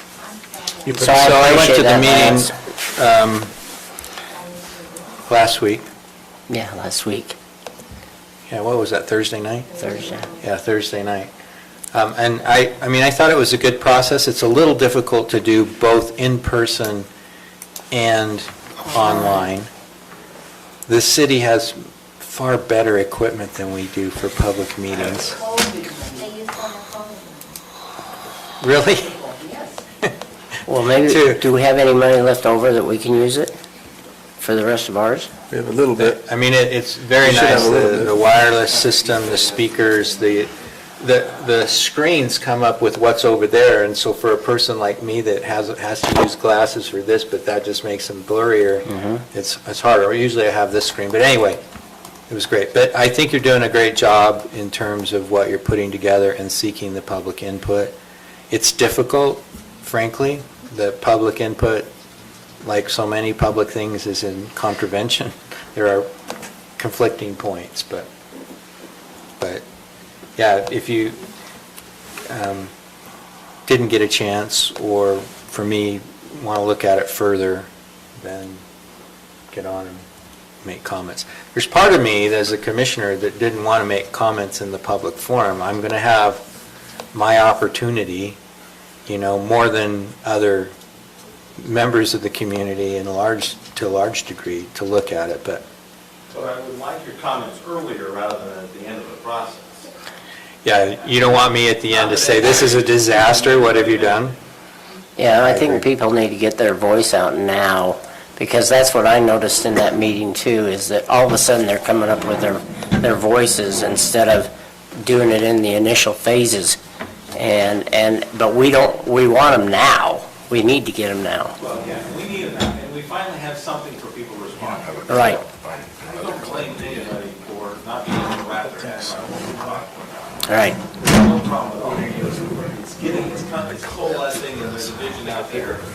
Are there goals and visions, the right things, or? Thank you. I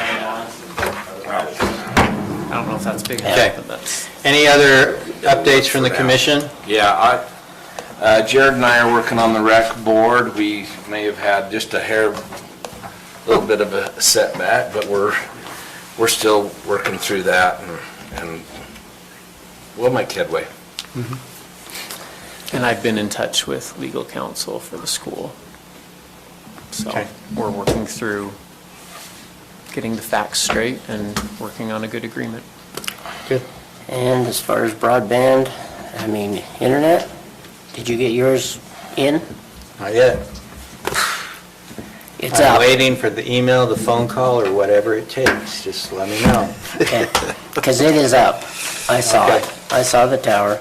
I saw their equipment, Okay. and it should be up. Now, as far as Beehive goes, they've already put some, I don't know if you got anything or not, Tina? The workers there were instructed to put line to every house in the Highlands unless the homeowner objected. And I objected on my other property. Okay. But anyway, that is available if people want it. All I'm saying. Way to be contrary. So anyway, it is available now in the Highlands for broadband, not broadband, fiber. And the rest of the county, we're putting a line of, they are putting a line of sight first initially, and then from there they can branch out. Okay. I have a question though. So they ran like a connecting line to everyone's home, whether or not they were going to actually make the connection. And whether or not they were home to give them permission to do it. Because the only reason I knew about it is they put it on my shop before they tried to attach it to my house. They drilled a hole through my fireproof exterior, put the line into the shop. How can they do that? Without your permission? Without my permission, it's illegal as all get out. Yeah, I was surprised they did it that I'm way. going to have to go and talk to them. I'll call and ask. That's what the workers were told to do. Okay, I will be calling him first thing in the morning. Yeah, I do. I thought Yeah. Tina was gonna swear right there, so. Yeah. It almost came out. He's muting his mic. Okay, the YCC has a golf tournament on Friday. I will attend to show support. Thank you. Somebody else's nickel. Good work. And then I can make the 4 o'clock snow basin. Did you say Thursday, right? No, it's Wednesday. Tomorrow, Wednesday. Never mind, I can't make it tomorrow. Okay. All right. Okay. Is there a motion to go into closed session? I'll move to go into closed session to discuss character and competency of an individual. Second. Okay, all in favor? Aye.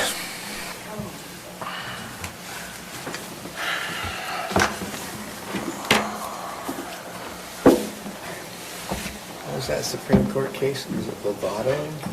The what? Lovato, the